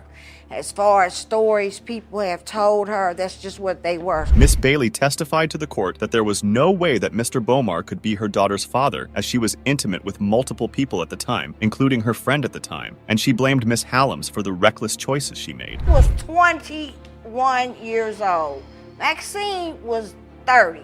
No, I wasn't. 29, however No, I wasn't. old. I was She 20. was older. I was 27. She was way older, and I just let her lead Wait a me. minute. She further pleaded that her daughter was being manipulated into thinking that Mr. Boomer was the father by her own friend. Miss Frazzoni, on the other hand, was not ready to believe a word coming from her mother and wanted the alleged father to be tested. Factual evidence. And I understand that. I understand that. I understand that. Because of my past lifestyle, there is reason to doubt. The next judge asked Maxon to vouch for Bomar, and this ticked the mama at the podium really hard. She totally blew off in the court, blaming her ex over for poisoning her daughter like this. But the meddling and the trying to compete and the remembering for my daughter's love, this is my child. I had her. And you need to stay in your lane. Oh, the woman went ballistic in a matter of seconds. Maybe she was a little paranoid about sharing her own daughter with another person. Miss Bailey was screaming at the top of her lungs. Even Judge Lake was stunned at the show going on in her own courtroom. You ain't never been a mother. You should have went and had a baby. Right. Tell Listen that. to the judge. Lady. Listen to the judge, and you listen to the judge. Lady. Order in the courtroom. Jerome stays between them, or Maxon might lose her hearing today. Okay, all of this was also unacceptable for the judges, as a 20-year-old woman was standing crying, while her loved ones were busy fighting. Now, you all can keep arguing and fussing and rehashing your own personal issues, because I hate to tell you, all this back and forth, it's obvious to me and everybody in this courtroom that it don't have nothing to do with her. This back and forth is clearly going nowhere, so the judge got the alleged father in the court, who told the judge how he had no idea about the young plaintiff, but since they got connected, and by now, they had developed a bond with each other, Mr. Bomar was also hoping to be the father. Let's see what the DNA result holds. When it comes to the paternity of 31-year-old Maxina Franzoni, Mr. Bomar, you are not her father.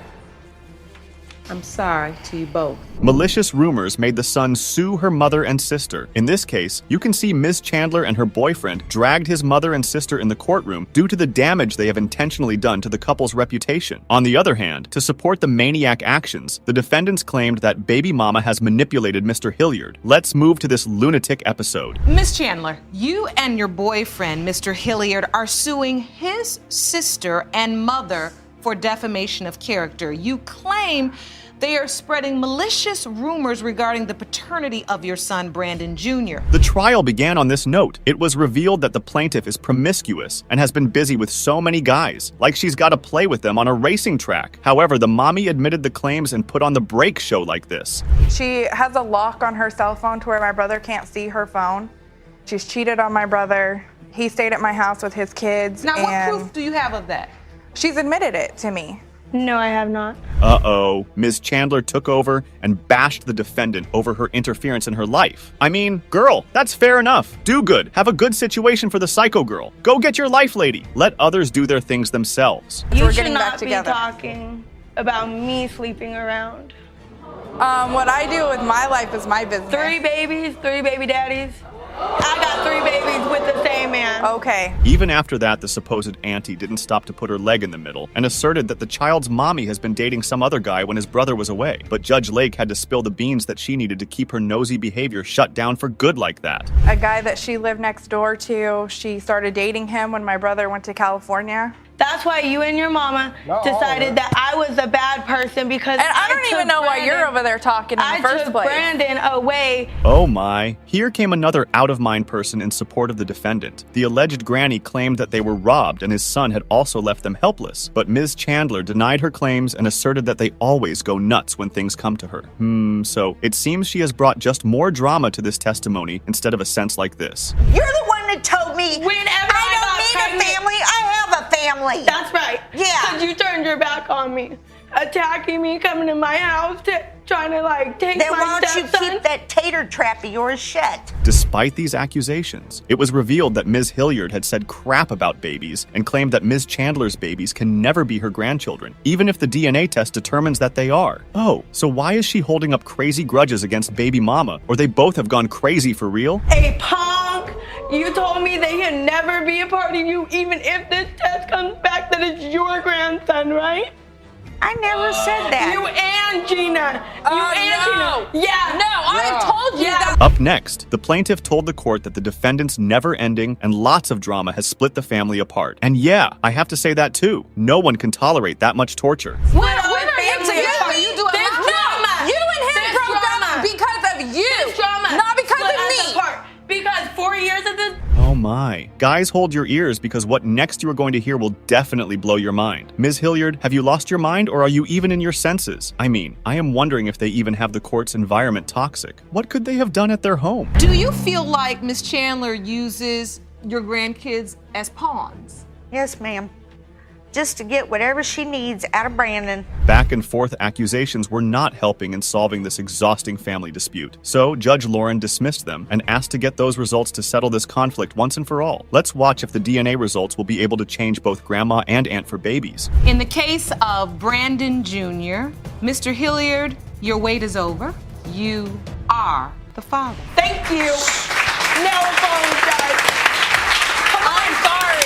Anger and animosity serve no good, especially when there is a serious illness riding on paternity. And that is the case for Miss Walker, as father finding the truth about her alleged father. She has turned to Mr. Simmons for closure, but his wife does not like this dynamic. Meet him for the first time in a minute, but you say you must first prove to his doubtful wife that he is your father.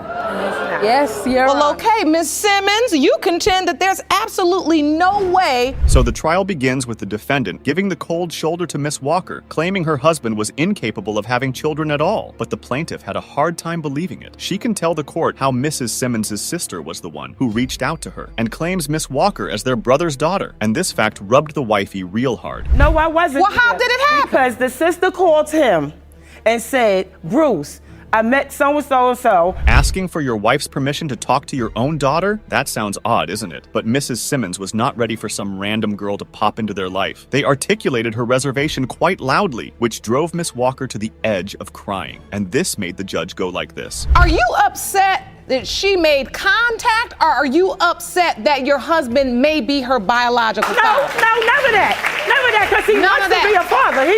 Hold on. Who knew that being left out could boil up such rage in anyone, and some stranger looking for her father would have to pay for it? Nonetheless, the plaintiff told the court that the defendant's husband was the one who reached out to her after taking her number from his own sister. Listening to this, judge realized that it was high time to get the potential father into the court. Mr. Simmons, welcome. How are you? Thank you for joining us here today. So we are discussing Ms. Walker. She says that you contacted her and said you believe you're her biological father. The reason Mr. Simmons believed to be her father was the affair with Miss Walker's mother. Even though it just lasted for weeks, it did have baby-making potential. A little odd confession for a TV show, right? But that is how reality TV goes. And FYI, Mrs. Simmons was no fan of the story. You were intimate with her. Intimate with for 2 days, yes. No protection used. No protection, no nothing. But was in a relationship before that, because he just said that they were. Well, ma'am, it doesn't matter if you like it or not, your husband is in for this.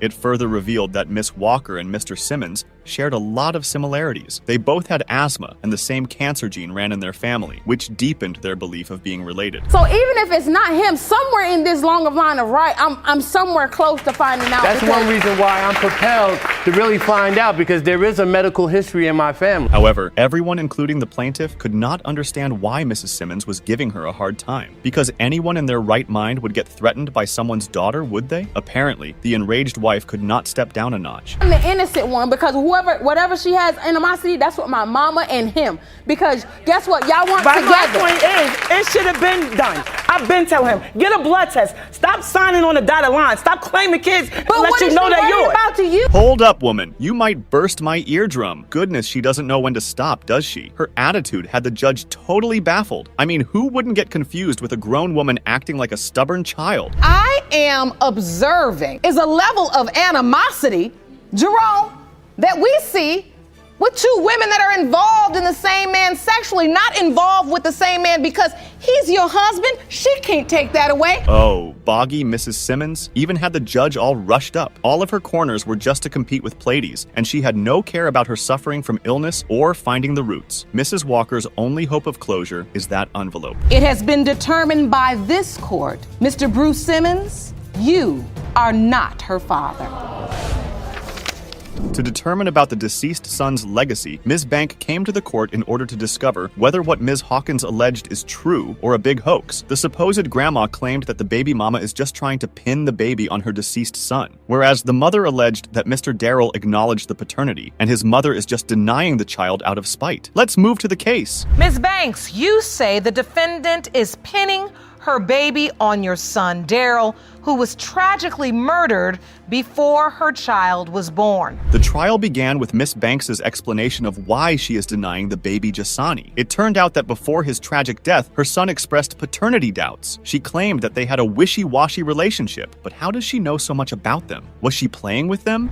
We're really close. We talked all the time, every day.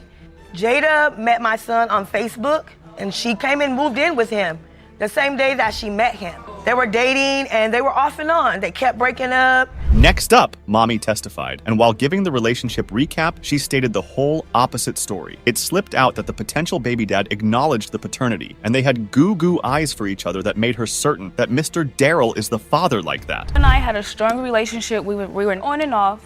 I loved him very much. He loved me very much. When I told him I was pregnant, he wanted me to keep it. We got back together and we started working on it. As the trial proceeded, it turned out that grandmother thinks that Ms. Hawkins is the reason behind all of her devastating loss because she was the last person who was with his son before his terrible death. Oh, come on, ladies. What are you holding on to each other? Watch how things went off with this testimony. Correction, I was not the last person to see him. The people that did that was the last people to see him. You're right. She feels like I'm the reason her son is dead. That's how she feels. You're really the reason your son is dead. I'm not the reason he's dead. The frustrated plaintiff revealed that the defendant didn't even name her son after Mr. Darrell, and it is causing doubts regarding the baby's paternity, whereas baby mommy explained the whole part of her side that led to heated up the situation like this, and there's nothing that could stop Granny and Mommy. Darrell told me out his own mouth, he don't want his son. I said, if it's a boy, do you want him named after you? I don't like my name. Give my son his own name. That's what I did. But not only that, my son's whole name is Jasani Darrell Ray Daniel. Over and over, things were getting more intense. What Ms. Hawkins claimed next will blow your mind. It looked like the plaintiff, whatever the plaintiff was doing, was due to the biggest loss she had to face. But why threaten anyone? Well, that's what psychopaths do. Darrell had just passed. She was going through a lot, calling me, picking fights with me, threatening me. I don't know you, and I'm going to jump on a plane to come move with you. I was threatening you? No. For what? You threatened me to this day. Even so, those intense claims, the plaintiff didn't take a seat. She started a wrangle in the courtroom, and Judge Lake had to hop up into a squabble to cut them off. Yes, ladies, please stop. Don't start over and over again like that. Yes, be in a new environment. She should have just said that. Well, yeah, but at all that mouth she got. That's a lot of pressure. She got a lot of pressure on me at that time. She wasn't scared. She lied. Look at all that mouth she got. Where you see scared at it? Well, I wasn't gonna say she was scared.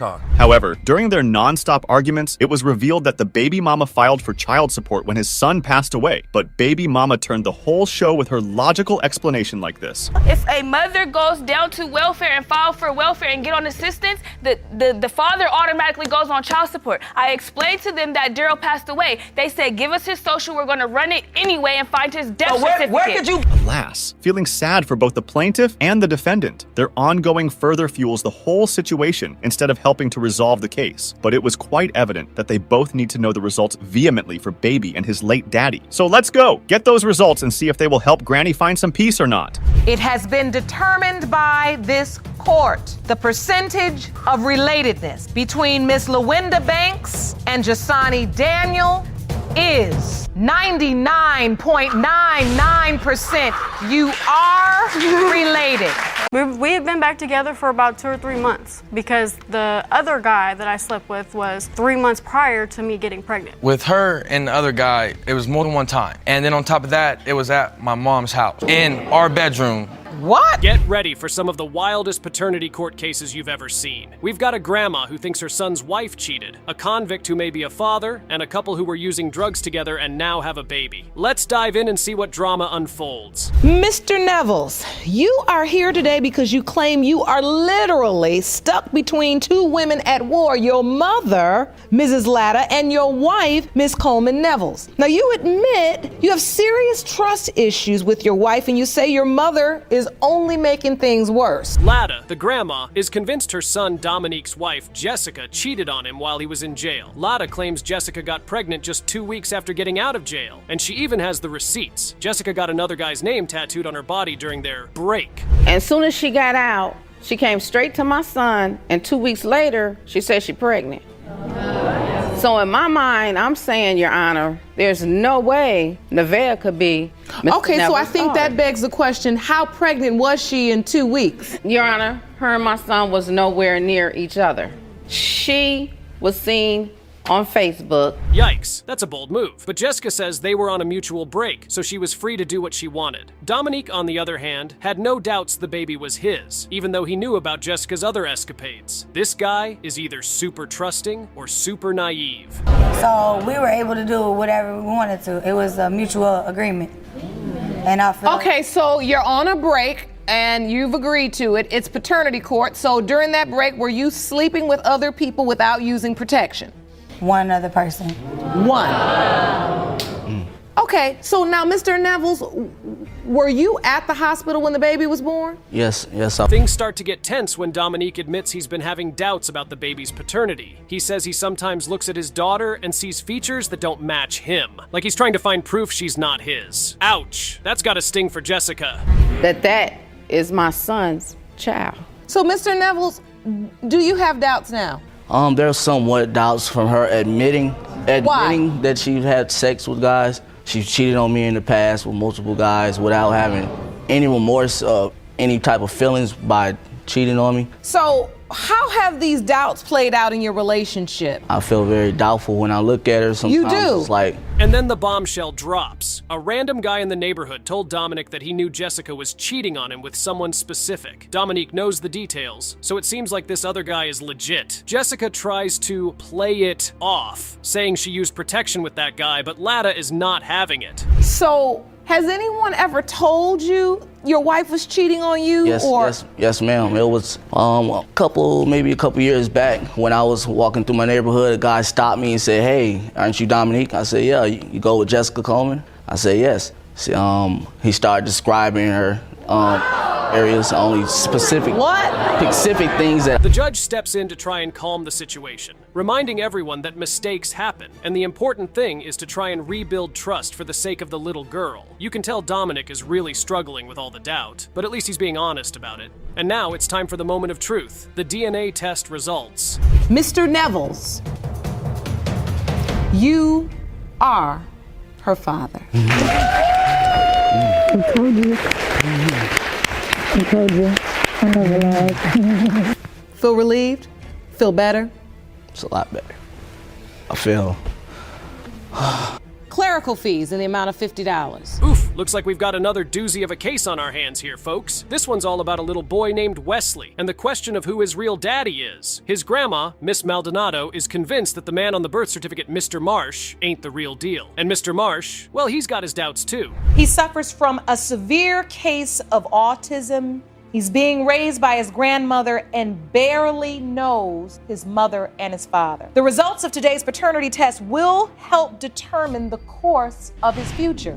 Mr. Marsh, you are listed on Wesley's birth certificate as his dad. Yes, Your Honor. Apparently, Miss Maldonado and her son went to Mr. Marsh's house before Wesley was even born and straight up told him that the unborn child might not be his kid. But Mr. Marsh was young and in love, and he just couldn't bring himself to believe his girl would do him dirty like that. So he signed that birth certificate anyway. A 1-year-old child outside in the cold just for me to be able to see him or for me to be able to help out with him. I pay my child support. I pay $269 plus money in my arrearments. I'm $13,000 in debt because of it, but I still, whenever I have a job, I pay the state for child support. But as Wesley grew up, Mr. Marsh started to have his doubts. The kid just didn't look like him at all. And Miss Maldonado's family, they're Puerto Rican. So the little guy's dark features made Mr. Marsh wonder if maybe he wasn't the daddy after all. And then there's the whole issue of Mr. Marsh not being allowed in the house to see his son. I didn't see a point of every time I went to go see my son to be threatened to be put in the ER if I walked through the threshold of the door. So now, Ms. Maldonado, is he being threatened when he comes to try to see Wesley? No, he is not. He is not allowed in my house anymore because when my grandson was 2.5 months old, he came over to the house and he disrespected me and my husband in my house, and at that point I told him. Now, Miss Maldonado's got another surprise up her sleeve. A video statement from Wesley's mom, Jolene, and she doesn't hold back. She's straight up calling Mr. Marsh a deadbeat dad, saying he's never bought the kid diapers or wipes or anything. But Mr. Marsh came with receipts. She's a habitual liar, so what she said I took with a grain of salt. So, Mr. Marsh, you signed the birth certificate? Yes, Your Honor. So, why is it you have doubt? He just does not look like me. I'm all white. There's no any other kind of descent in my family. Jolene's half Puerto Rican. And then there's the matter of Wesley's mom's neighbor, the guy who Mr. Marsh thinks might be the real father. Turns out this dude submitted a statement saying he's definitely not the dad, and he can't wait for the DNA results to prove it. But Mr. Marsh's own mom, Edelina, has some doubts too. Apparently the kid just doesn't fit the Marsh family's Scandinavian looks. Or my grandchild was born, and then in the hospital, when he was questioning because my grandson was dark, because my family is Puerto Rican, I said, don't sign his birth certificate. And he signed it anyway. I didn't have doubt at that point in time. At that time you didn't, so you signed it. I was 17. I was young and dumb and in love. Whew, this is getting intense, y'all. The judge is trying to keep everyone calm and focused on what's best for Wesley, but it's clear there's a lot of bad blood and hurt feelings going on here. Miss Maldonado's saying she's willing to let the neighbor be in Wesley's life if he's the real dad, but Mr. Marsh, he's just hoping he can finally get his rights as a father. Multiple friends, boyfriends, there you go.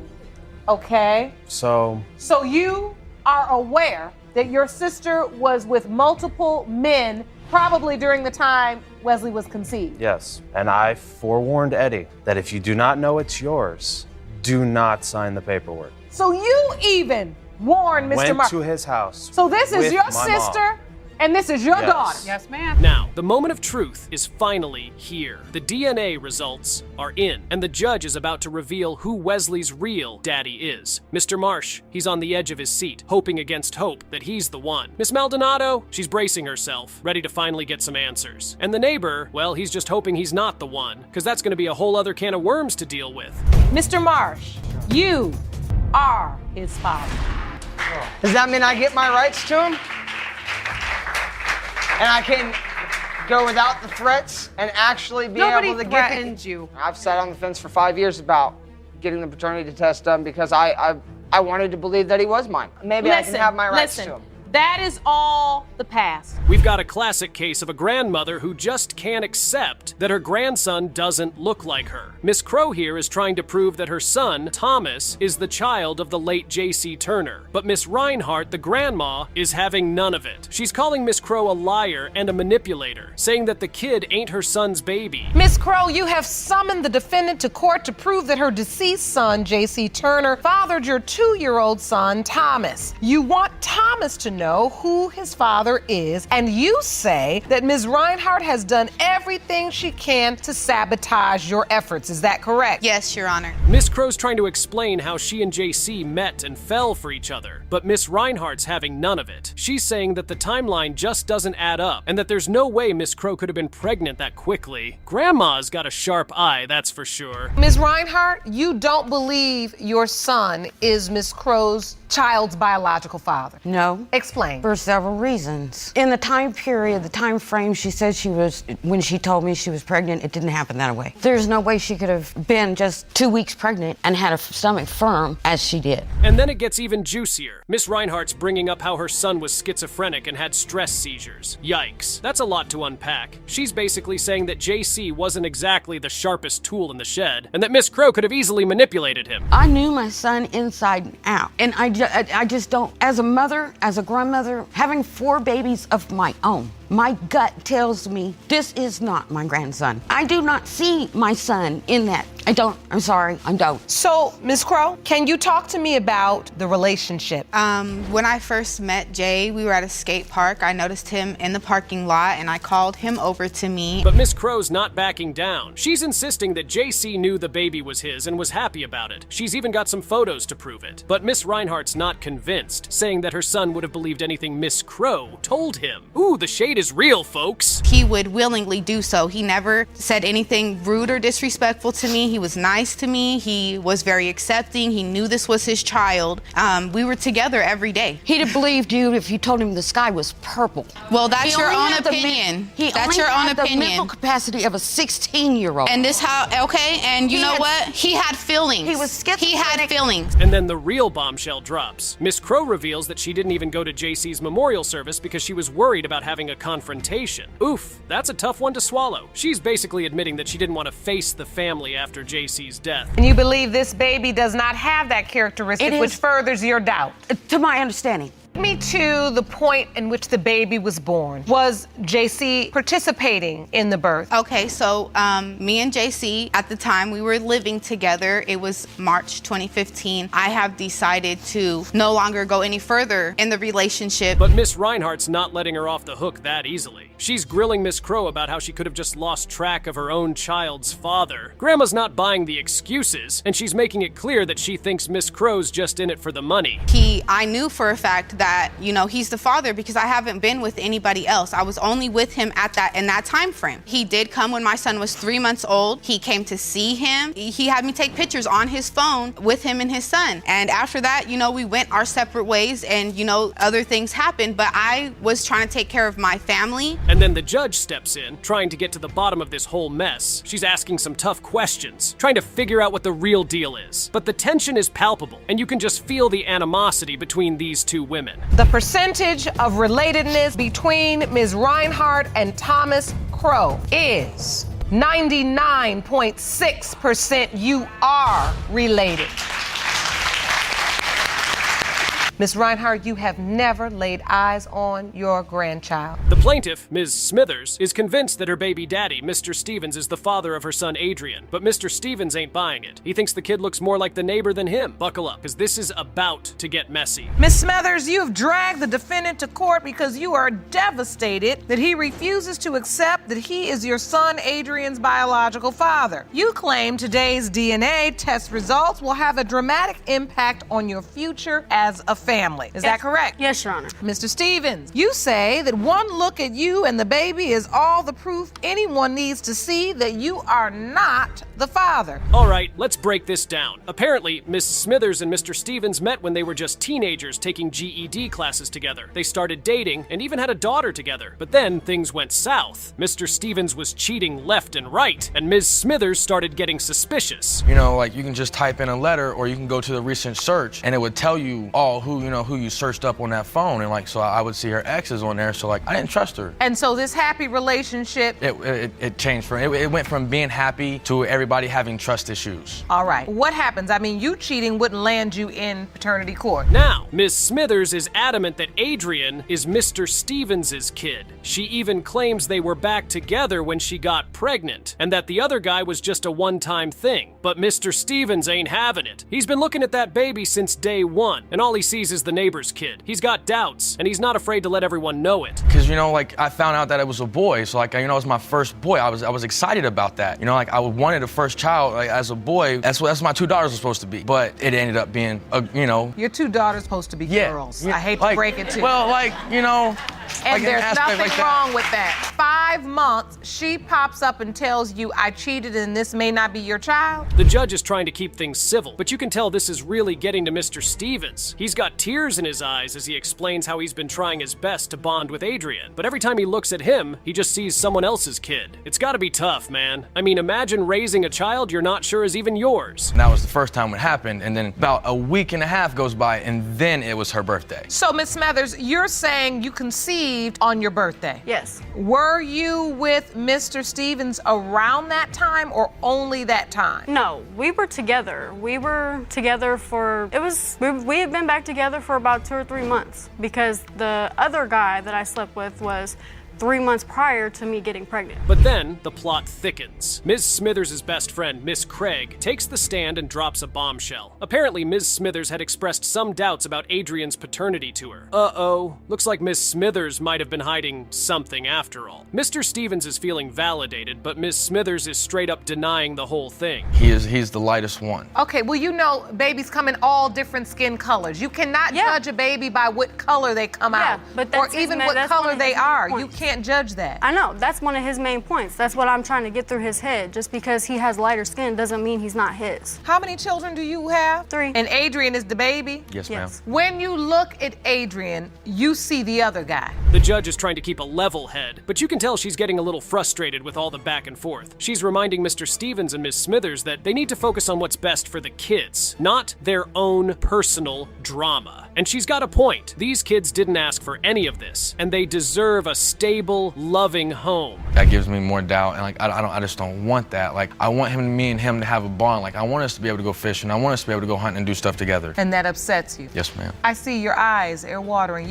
When you look, it's like you're trying not to see, but you just feel like you can see this other man. Yeah, like, I don't see myself when I look at him. Finally, the moment of truth arrives. The DNA results are in, and the judge is about to reveal whether Mr. Stevens is the father or not. The tension is palpable as everyone holds their breath, waiting to see how this whole mess is gonna play out. Is Mr. Stevens the dad, or is this baby really the neighbor's? Mr. Stevens, you are the father. Happy to deliver those results to you. Thank you. I can see this means a lot to you. Yeah. How are you feeling in this moment to know you do have your son? Right now, I'm happy.